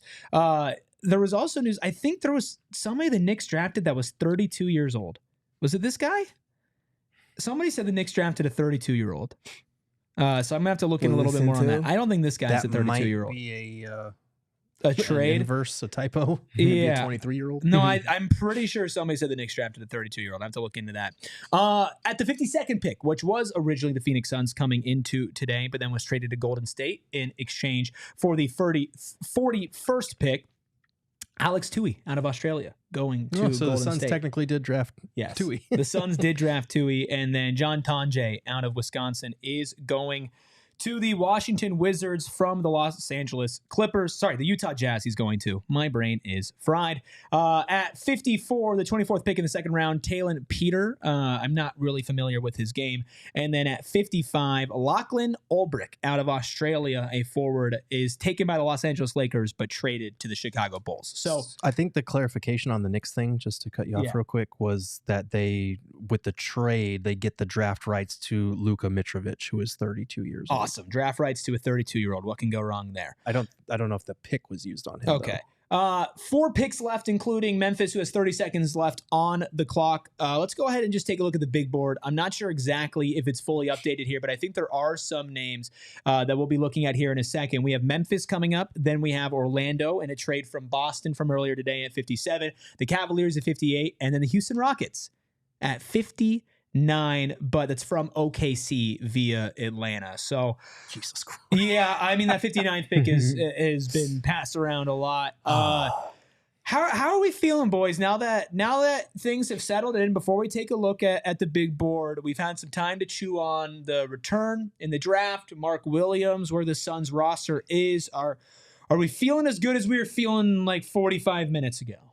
I feel good about what they picked up. I have questions about how they're going to maneuver moving forward. And that's aside from the obvious of what are you going to do with Beal, Grayson, Royce, et cetera. It's kind of how are you going to move without tradable firsts? How are you going to move when you actually moved kind of further away from ducking the second tax apron? Because as we talked about last night, when you traded Vasamicic's team option, which we were expecting them to decline, get rid of his $8.1 million or whatever it was, and then you filled that with Mark Williams' $6.3 million, you went from $8 million closer to the luxury tax to about $6 million away. So what is the plan there? Because obviously this team as constructed is not good enough to contend. Maybe they're a playoff team. We have to see what they do on the fringes to round out the rest of the roster, obviously. But how are you going to get them there if you are committing that much salary to a team again and, you know, risking the ramifications that come with being one of these repeater teams? Or how do you find any kind of flexibility to get under that? Obviously, Cody Martin, he has like an $8.7 million contract that is fully non-guaranteed. He gives you a little bit of wiggle room, but that's not enough to get you to the second apron. You still have a lot of work to do. I think it's going to come down to Beal. And if you can't do Beal, potentially dumping Grayson and Royce for like picks and taking very little salary in return, which to me feels like kind of asset mismanagement, but might be some necessary evil if getting beneath that tax apron is your goal. How you feeling, Steven? I'm still very much in the clarity state of mind. Mm-hmm. Though we're certainly receiving it over the last 5 days, I still feel like there's more to come on that front. But I think so far they've navigated that well for me. They're not trying to appease me in any capacity, but I feel like I kind of have alignment with the thought of process that they have. Mm-hmm. They're kind of taking steps in the right direction right now, but I'm very curious how they're going to navigate free agency. Obviously, that specifically brings up the Bradley Beal decision ultimately to be made. Can you find a way to creatively navigate that, find a portion of the MLE to then be able to use to add some more maybe win now type of talent to your roster? It feels like it's shifted, the pendulum has swung from old dinosaur to now youthful baby. Mm-hmm. And now you need to find a little middle ground Yes. to kind of balance that part out in particular. If you're still trying to retool, if you're going rebuild, then youth movement is everything you want. But retool to me has a connotation of we're trying to strike a balance while still competing. Now I feel like the balance part is to come with the clarity. I agree, and I think that's what some of the moves with some of those pieces that technically fall in the middle will bring some of that balance as far as age goes. I really hope they hold on to all the young players they have in their roster. I guess Oso would be at the very bottom, but that's still somebody I'm pretty high on. But I think that the ceiling for Oso as a non-shooting, smaller, thinner, big is definitely lower than I think any of the other young players that we're talking about here on the Suns. The pick is in for the Memphis Grizzlies. Let's see who they select here. Then we'll get to your super chats. Then we'll get to Gerald's big board as we near the end of the second round of the draft. This will be going to the Golden State Warriors. They're getting Will Richard, a guard out of Florida. We'll talk about that in a second. First, let's get to your super chats. This ain't Mike with a $1.99 super chat says 1,000 likes for a Ruby hooping lowlight video. Oh, wow. Somebody would have to take a video, and B, I'd have to have lowlights, brother. You don't want to pull that thread. No, I don't. We have Vincent from PHLY says with a $2 super chat, love the Fleming pick, Philly area player. Love that. Mm-hmm. Yes, Ryan G in the chat says, did you apologize to Mr. Gregory? I absolutely did. In fact, I presented the chat with an apology form for Brian Gregory. So I absolutely apologize. If anybody fills it out, you should probably tag PHNX. Yeah. I created that. So We need to know what boxes you would check on that, by the way. probably Mercury in retrograde because I'm a hashtag clown. Word to Kevin Durant. And I think I'm going to do the media. The media convinced me. The media, Because I okay. convinced 'Cause myself. you are the media. Yes, because I convinced myself.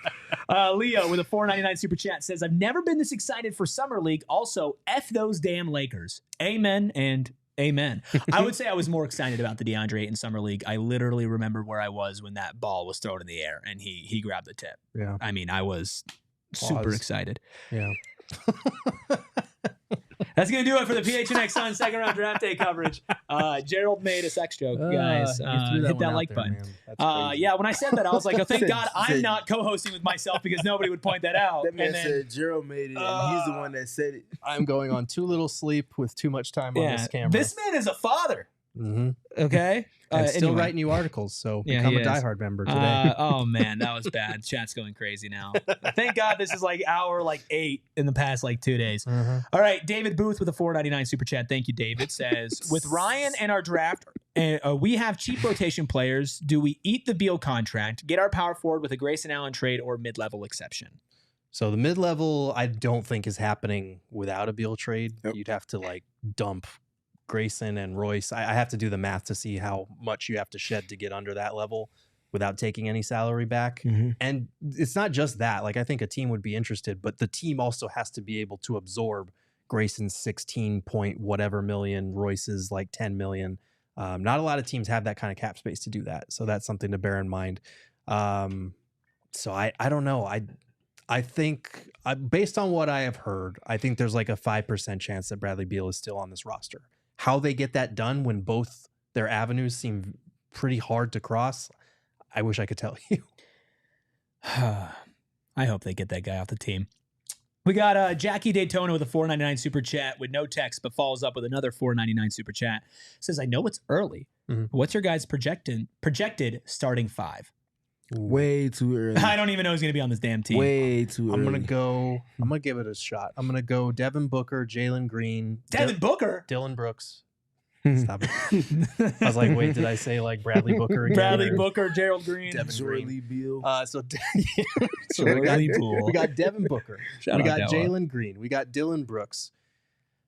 I'm going to go Ryan Dunn, and then I'm going to go Mark Williams.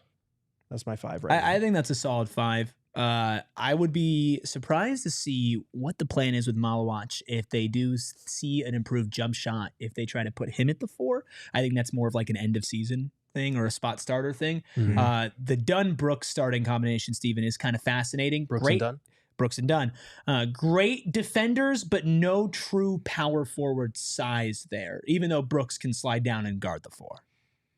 Yeah, I'm very, very curious what Jordan Knott's assessment, especially after the summer league session, will be of Rasheer Fleming. Because I can see a world in where their spacing might not be the absolute best, especially it depends on obviously what they do in free agency and with the Beal trade, but I can see a world in where the starting front court is Fleming and Mark Williams, and you're able to work with your defensive versatility that those two players can provide you with in ways that help for your offense to not necessarily spend nearly as much time in the half court as it would in other constructs. So they're playing in transition a lot. That's where Fleming is going to be his absolute best on the offensive end coming into the NBA. Yeah, that would definitely be interested. I will revisit that question, obviously, a little bit later in this offseason when we expect some more deals to be made, some more shifting as Cleveland's on the clock with the second to last pick in the second round. Let's keep ripping through these super chats here. Yusuf with a $5 super chat says, I said when Gregory got hired, got to let the man cook and then judge, and here we are. Maybe Ishbia knew exactly what he was doing hiring Gregory. Could be. Maybe. This is why I was kind of trying to emphasize that, like, yeah, it doesn't look great. The optics are not great of this hire. Let's judge how he does on the job when he starts making actual moves. And the KD trade was a little rough out of the gates. I feel a little bit better about the draft. Now we're going to shift back into trades and free agency type stuff, which is a different ballpark compared to drafting. So we'll still be evaluating it every step of the way. I'm not going to be jumping over the moon just yet because I like the prospects. But again, these guys have to prove themselves first. But this was a very positive step in the right direction, not just winning public approval over, but fan trust, honestly. I think for what Ishbia spoke about Loudon as his best skill sets, yes, he knew exactly what he was doing. He said he wanted somebody that had an attention to detail and mindset for youth and to be able to have an advantage to the competition in the draft in particular to infuse them with youth at positions of need. And everybody's talking about A's on the first 2 draft nights of Brian Gregory's tenure as GM. So to answer the question directly, yes, Matt Ishbia knew exactly what he was doing. He said, yes, I know rookie this, rookie that, but this dude knows how to identify talent. That's going to be an asset and advantage for us, and it's proved to be fruitful so far. Can I defend myself really quick? Depends on what you defend. Okay. I trashed the process of getting Brian Gregory and understanding the risk. It was the risk that I trashed. You can pull the tape. I'm literally on record multiple times doing this, saying there is definitely a chance that Brian Gregory is a good general manager. And that we need to give him the space to do this and that we cannot judge him until we make his moves. The same way that we thought that these coaching hires the last 2 years were good hires until we saw them coach. I said the same thing about Jordan Knott. Nowhere did I say there was a 0% chance that this works out.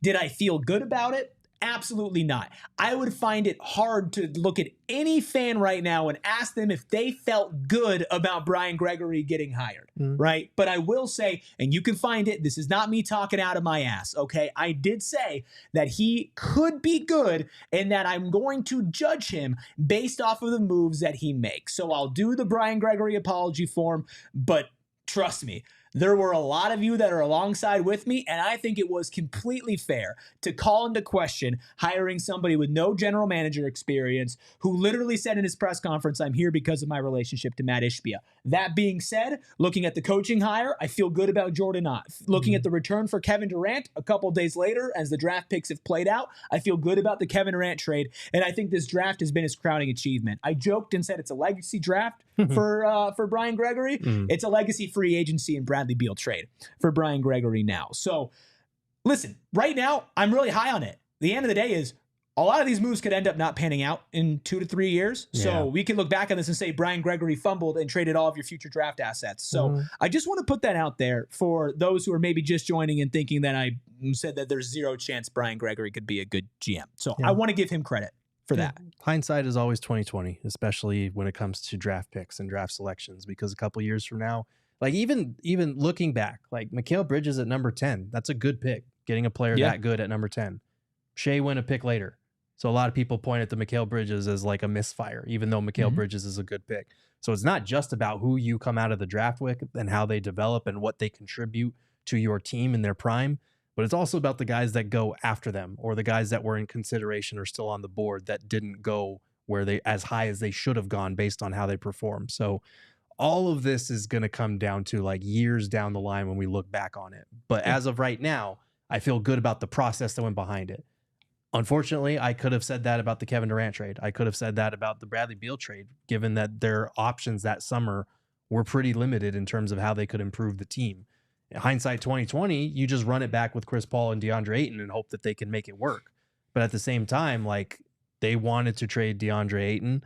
Chris Paul was coming off back-to-back seasons where he couldn't stay healthy. So it's always one of those things where like you have to judge this in the moment by the process, by the game plan, by the execution, and let the chips fall where they may in terms of the results. Yeah. Dana R with a $10 super chat says, over from the card side of things. Hi, Dana. Thanks for being here. Hello. Don't follow basketball as closely. Do any of these draft/trade players drive the rim? It seems like the Suns and the league as a whole have moved away from that.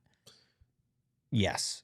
Yeah, a lot of these guys drive the rim. Of them, and I do think a lot of people do drive to the rim. I think people get hung up on the Celtics and their style of play and how much threes they generate and assume that nobody goes in the paint, nobody drives to the rim. Rim pressure is still one of the most valuable things in the league because it opens up shots in the three and because it's one of the most efficient shots in the game of basketball. So you have to have a good balance of both. You have to have a system where those two things are cohesive and they work together in like a symbiotic relationship. Yeah, chicks dig the long ball, but the nerds dig the process. And the process is what sets the table for what gets all the attention. Everybody loves seeing threes. Teams are shooting 40. More teams are shooting 40-plus threes a game on average on volume with each passing season the last 2-3 years. But it's the process within that. How do you get a paint touch? Sometimes it's with post touches. Sometimes it's with players just being able to blow past their matchups whenever they want to. It's nuanced in it, but it all starts with inside, setting the table for outside. And the teams that just pass it around the perimeter and just jack up shots typically may lead the league in three-point attempts, but the percentage doesn't have the impact that you need it to. Yeah, I think that they really did a good job of addressing a couple different needs. Paint touches for sure a need, interior defense still a need, and they got some shooting as well. I like that for sure. The final pick is in. Let's get to our final super chat here as well. This one from David Booth. If you want your chat read, you can still send in super chats. We're not leaving. We'll do a little reset and talk about the draft as a whole here in a second, and maybe some UDFAs the Suns can get. David Booth said Suns are now better in 4 out of 5 starters. Center, not power forward, because that was Kevin Durant. Yeah, not power forward. Really high on Rasheer Fleming. Not that high on Rasheer Fleming. Ryan Dunn or Dylan Brooks starting, an improved Ryan Dunn or Dylan Brooks. I think that's an upgrade, not 3. Devin Booker at the 2 is still Devin Booker, hopefully better from last year. And then if you're putting Jalen Green over Bradley Beal, I honestly at this point would tend to agree. Yeah. I think if you're taking into account like availability and contract, then yeah, I don't know that Jalen Green's a better player at this stage, Yeah. but I think he is a younger, hopefully better fitting piece. So at least 3 out of 5. Okay. Yeah, I don't hate that. What do you think, Steven? Yeah, 3 out of 5. 3 out of 5 is about where I'm at. The 1 is the same, Devin Booker as of now. The 2, I think is better because of it. The 5 is yes, absolutely. And then the 3 with Dylan Brooks. So yeah, I would say 3 to 4. Yeah. Okay. So what we're gonna do here, the draft is over. Some big names still out there that the Suns could be targeting. We're going to reset here, and we're going to get Gerald's thoughts before he steps off and attends media availability. But make sure you keep your eyes to PHNX Sports and, of course, PHNX_Suns on all socials to hear the latest from Brian Gregory when it comes to the second round and all the moves that were made for today. But let's just take a second and breathe here. We appreciate everybody who's been joining us through the thousands of people in our NBA draft coverage that have tapped in over the first and the second round. The NBA draft is officially over. The 59th pick is in, and the Phoenix Suns had one hell of a day. So much movement from Brian Gregory, so much movement from the front office. They end the day front office, yes. They end the day with Rasheer Fleming at 31 and Koby Brea at 41 after starting the day with 52 and 59. If you missed the entirety of our now 3+ hour second round draft show that we started early, you can go ahead and check that out in your audio feed and, of course, right here on PHNX Sports on YouTube. I have a simple question for you, Gerald, before you hop off. Did the Suns have one of or the best draft in the NBA this offseason? Definitely one of. I honestly, with all the picks moving around, I'd have to go back and reevaluate who came out of it with what, but absolutely one of the best drafts in the NBA. I love getting Kaman Malawach at number 10. He was the number 1 prospect in my article when I wrote about them. I love getting Rasheer Fleming at number 31, especially because you traded 29. He would have been a good pick for you at 29. You found a way to maneuver back into the draft and get a guy who addresses a lot of things that you could use. They wanted to come out of this draft with a plus-size wing, with help at the 5. They got both of those things taken care of with Fleming, with the Mark Williams trade, with Malawach.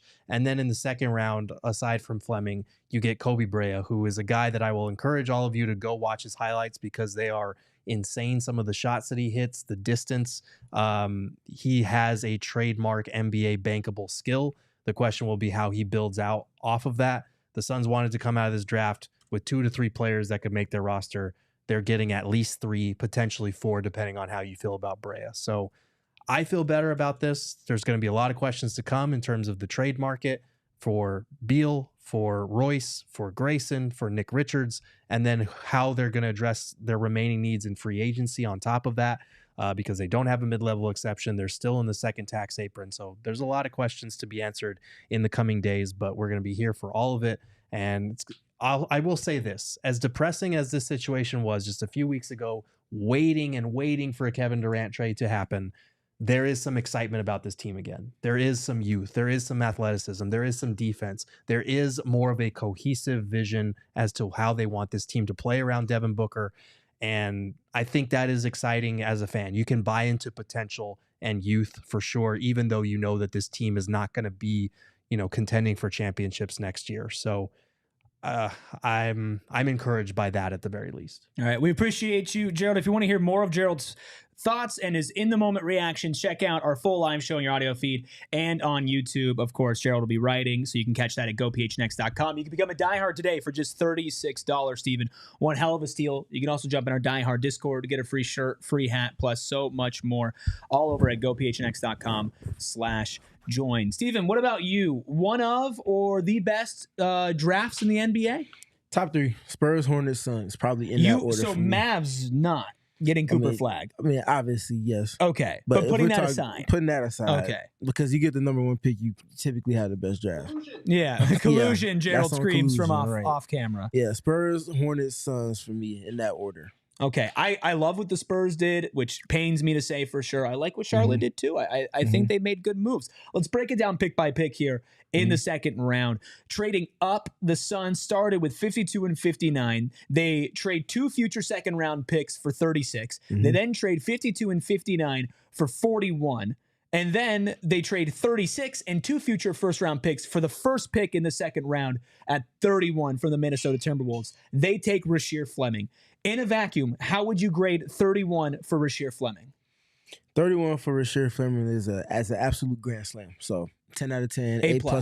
There you go. However you want to rate that. 100 out of 100. I agree. However you want to do it. Well, what is it? It's been a while, honestly, since we talked about Rasheer Fleming on this show. And of course, we're clipping this as a more digestible piece. What is it about Rasheer Fleming that is such a home run at 31? Yeah, first of all, him aligning with the defensive end of the floor before anything else. Start with the versatility. He has a 7'5", 7'6" wingspan. And then 7'5". 7'5" wingspan. He's 6'9", 6'10". It's a player that does a ton of things that you need from the defensive side in the front court. Can switch, can hedge, can play drop, rebounds extremely well, is active in the passing lanes with deflections.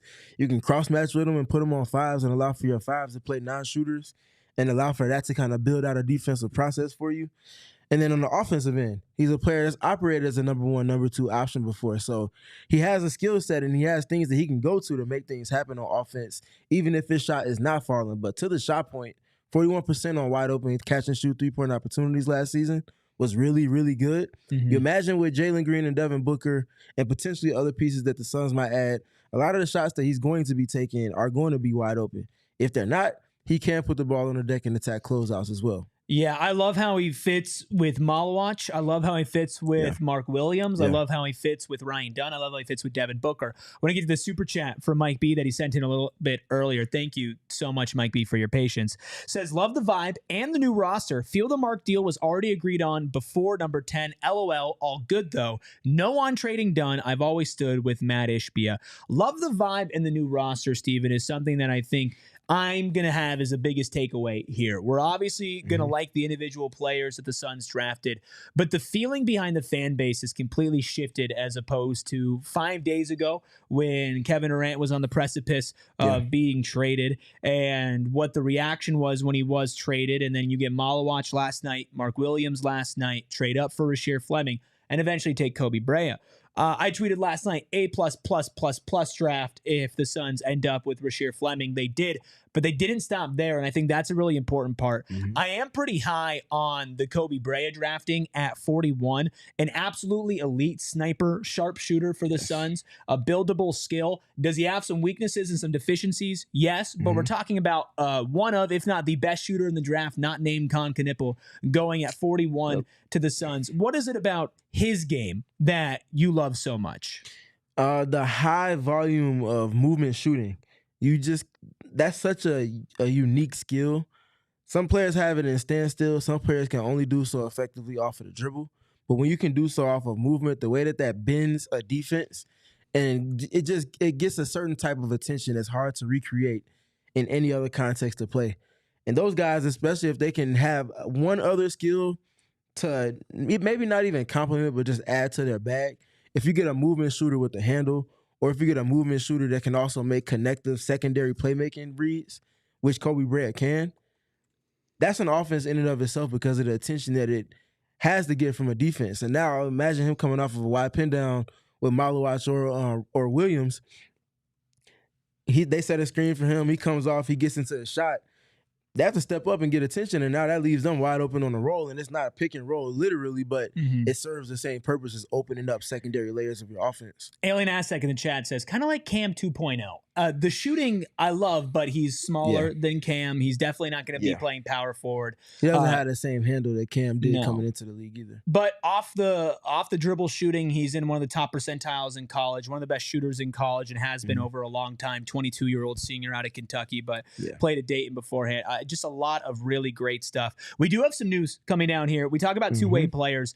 I've been very big at saying I would love Ryan Nembhard on the Suns as an undrafted free agent, a point guard who led the country in assists per game last season, especially for that Summer League squad, would be amazing. That is not the news that we're talking about here. According to Jonathan Gavoni, of course, over at Draft Express, Appalachian State's CJ Huntley has agreed to a two-way contract with the Phoenix Suns. Huntley had a good draft process beforehand. He is a forward/center, 6'11", 221-pound senior who averaged 15.7 points per game, 8.1 rebounds per game, 1.1 assists per game, just under a block per game as well, only 1.5 personal fouls, shooting 49.3% from the field, 35.6% from deep. Let me look at what those attempts are. Now, he actually attempted 3.8 attempts per game and 35.6%, making just over 1.4 attempts per game as well. So the idea of a stretch big in CJ Huntley, how do you feel he might factor into a Summer League roster and maybe on the Valley Suns?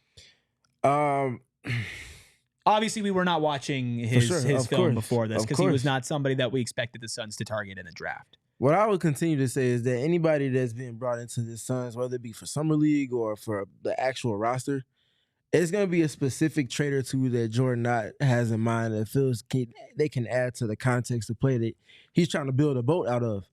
And with that is going to come opportunity for Huntley with the Suns on the not G League yet at least, but with the Summer League.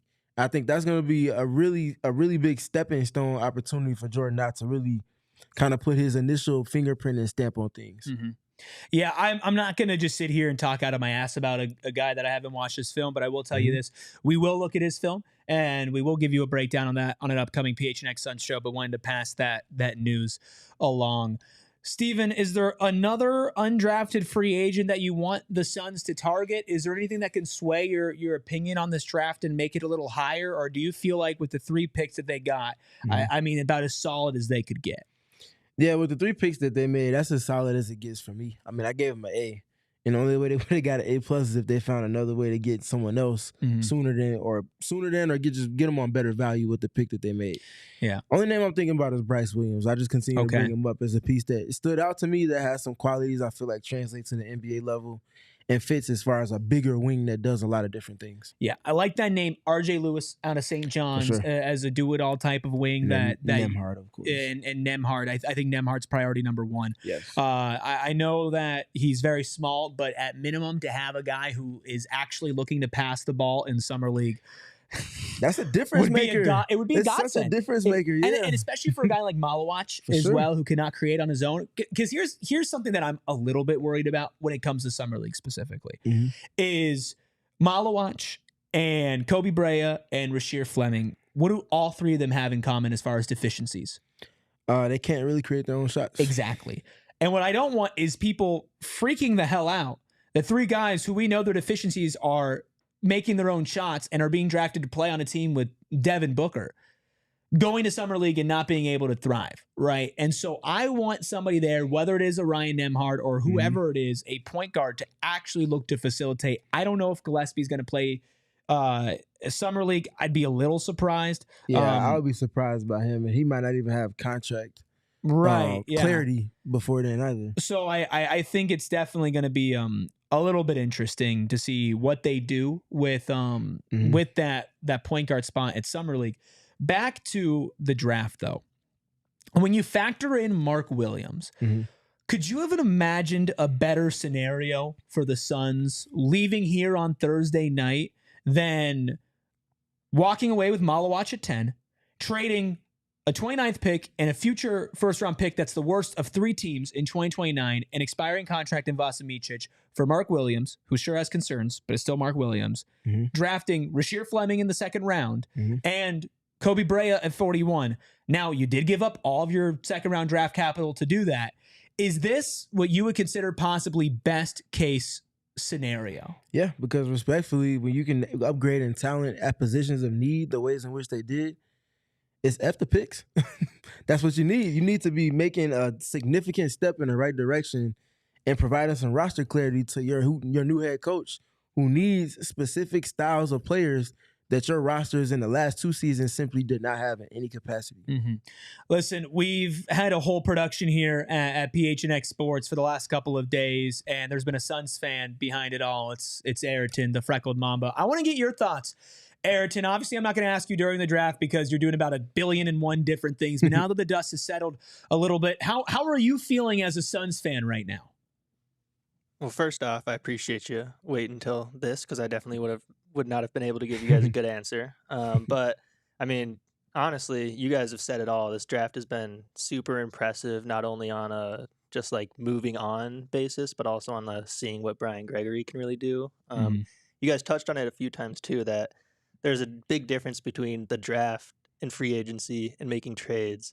And Brian Gregory was known to be this draft guru and one of the bigger reasons why Matt Ishbia gave him the job. So I think obviously feeling good about where we are in the draft, but also knowing that, like I said, this is Gregory's like MO is the draft, and let's just wait and see what he does here in free agency and with trades, because I think moving on, that's most important now. Yeah, we will definitely see. And of course, PHNX Suns will be here along the way. All of us will be here. I'm going to wrap things up by just reading off a little bit of optimism from our chat. We said, grade the Suns draft over 1,100 votes on this poll. That's right. A large sample size. And A is the leading vote getter significantly at 81%. 16% say B. Out of 1,153 votes, 1% say C, 2% say D or lower, a total of 3% going C or lower out of 1,150 people. You know, I only got one issue with that. What? Why we got more votes than we got likes? Because life ain't fair. But it could be if you helped us out. Hit that like button. If not for us, hit that like button for every single person who's put in so much work to bring you guys multiple 3 to 4 hour long shows over the last couple of days. Hit the like for Ayrton, the freckled Mamba behind the Mac, who is on his 3rd week of being a full-time producer here, not just on PHNX Suns, at PHNX period, and has handled a Kevin Durant trade and Kevin Durant trade watch, a breaking news pod there, the draft and everything, Master Fleet. He's a big juice guy, so I got him a nice big thing of orange juice earlier today. Hit the like button for Ayrton. Hit the like button for Shane Diefenbach, our head of production, who is helping pulling strings behind the scenes, editing all of these shorts and these videos for social that we've been getting up in real time. That is an actual team effort. Hit the like for Gerald, who's going to be bringing you written words and was also on the show for a majority of it and just had to step off for media availability. Hit that like button for Emma, who is our social media manager, our guru here, who has been absolutely on top of it, not just during the draft, but outside of the draft with all of the trades that Brian Gregory was making, all of the moves and the moving pieces here. I just really appreciate what she has been able to do. Hit that like button for Leah, also helping keep an eye out on everything, our head of content, editing stuff, putting stuff out there on social, passing along the important news and information to us. And of course, make sure you hit that like button for Espo, who's been helping us on the supplemental content. Hit the like button for all the guests we had. Yesterday was Frank Kaminsky. Yesterday was Flex as well. And I've been texting Flex. And Flex, let me tell you, surprise, surprise, absolute optimist about what's going on. He feels good about this team. Hit that like button for another OG member of PHNX Suns, Saul, joining us earlier. If you are listening on audio right now, if you are watching on YouTube right now, I highly encourage you to at least skim through. We have time codes and everything for the over. Now, what are we at now? Ah, man. What are we at now? I What? got 3 bad hours? news for y'all. Nemhard? Lakers? No. Ryan Nemhard is going to the Dallas Mavericks. 2-way contract signed. Sorry to end things on a significant damper. Feeling good, brother. But yeah, makes a lot of sense with the Kyrie Irving injury opportunity there, potentially for him to go to the big league roster in some capacity. Tough news, though. Very tough news. Well, we will deal with it. Because the Suns, I believe, are one of the biggest winners in the NBA draft. What do you think? Drop a comment, leave a like, keep it tuned with PHNX Suns. We'll be back tomorrow at 3 o'clock, giving all of our post-draft breakdown, what it means for the Bradley Beal trade. So much more coming at you right now, and we are not done yet. Keep it tuned to PHNX Sports for even more coverage after the fact. Thank you all so much for tuning in. I gave a big thank you to all the people who made this production happen, but the reality is none of us have jobs. If it isn't for all of you who are joining us in the chat, we've had thousands of people who have tuned tuned in live on YouTube and even more over social media. We just want to give a very big thank you for supporting us, for supporting the show, and making all of this possible and helping us keep the lights on. I want to thank Bet365 for helping us put on an amazing show. Of course, all of our draft coverage was powered by our friends over at Bet365. It's never ordinary over at Bet365. Any parting words, Steven, to Suns Nation? Patience still. I don't think they're done. I think they still have multiple things that are in the works behind the scenes right now. But they have their first 2 opportunities in, well, I guess technically 3. Head coach, Kevin Durant trade, NBA draft in succession with one another. I mean, resoundingly, comprehensively, they can't get anything less than a B- for their efforts with each of those 3 dominoes that have kind of fallen the last, 6 weeks or so. And I think that's even on the conservative end. I think tonight... That's his Debbie Downer. You can't give them anything less than a B-. I've been higher on Jordan Ott the more I've learned about him. The Kevin Durant trade I've gotten higher on considering what you've done with 10 and the 5 second-round picks afterwards, plus looking more into Jalen Green's fit with Devin Booker. A little bit less low. I'm not saying I'm high on it, but less low than before. Like the Dylan Brooks move. And then an A-plus draft for me for the Phoenix Suns. What about you? Drop a comment. Leave a like. And remember, we're not going anywhere. This is just the start of the offseason and maybe optimism season. We'll talk to you tomorrow. We all silly like the mayor.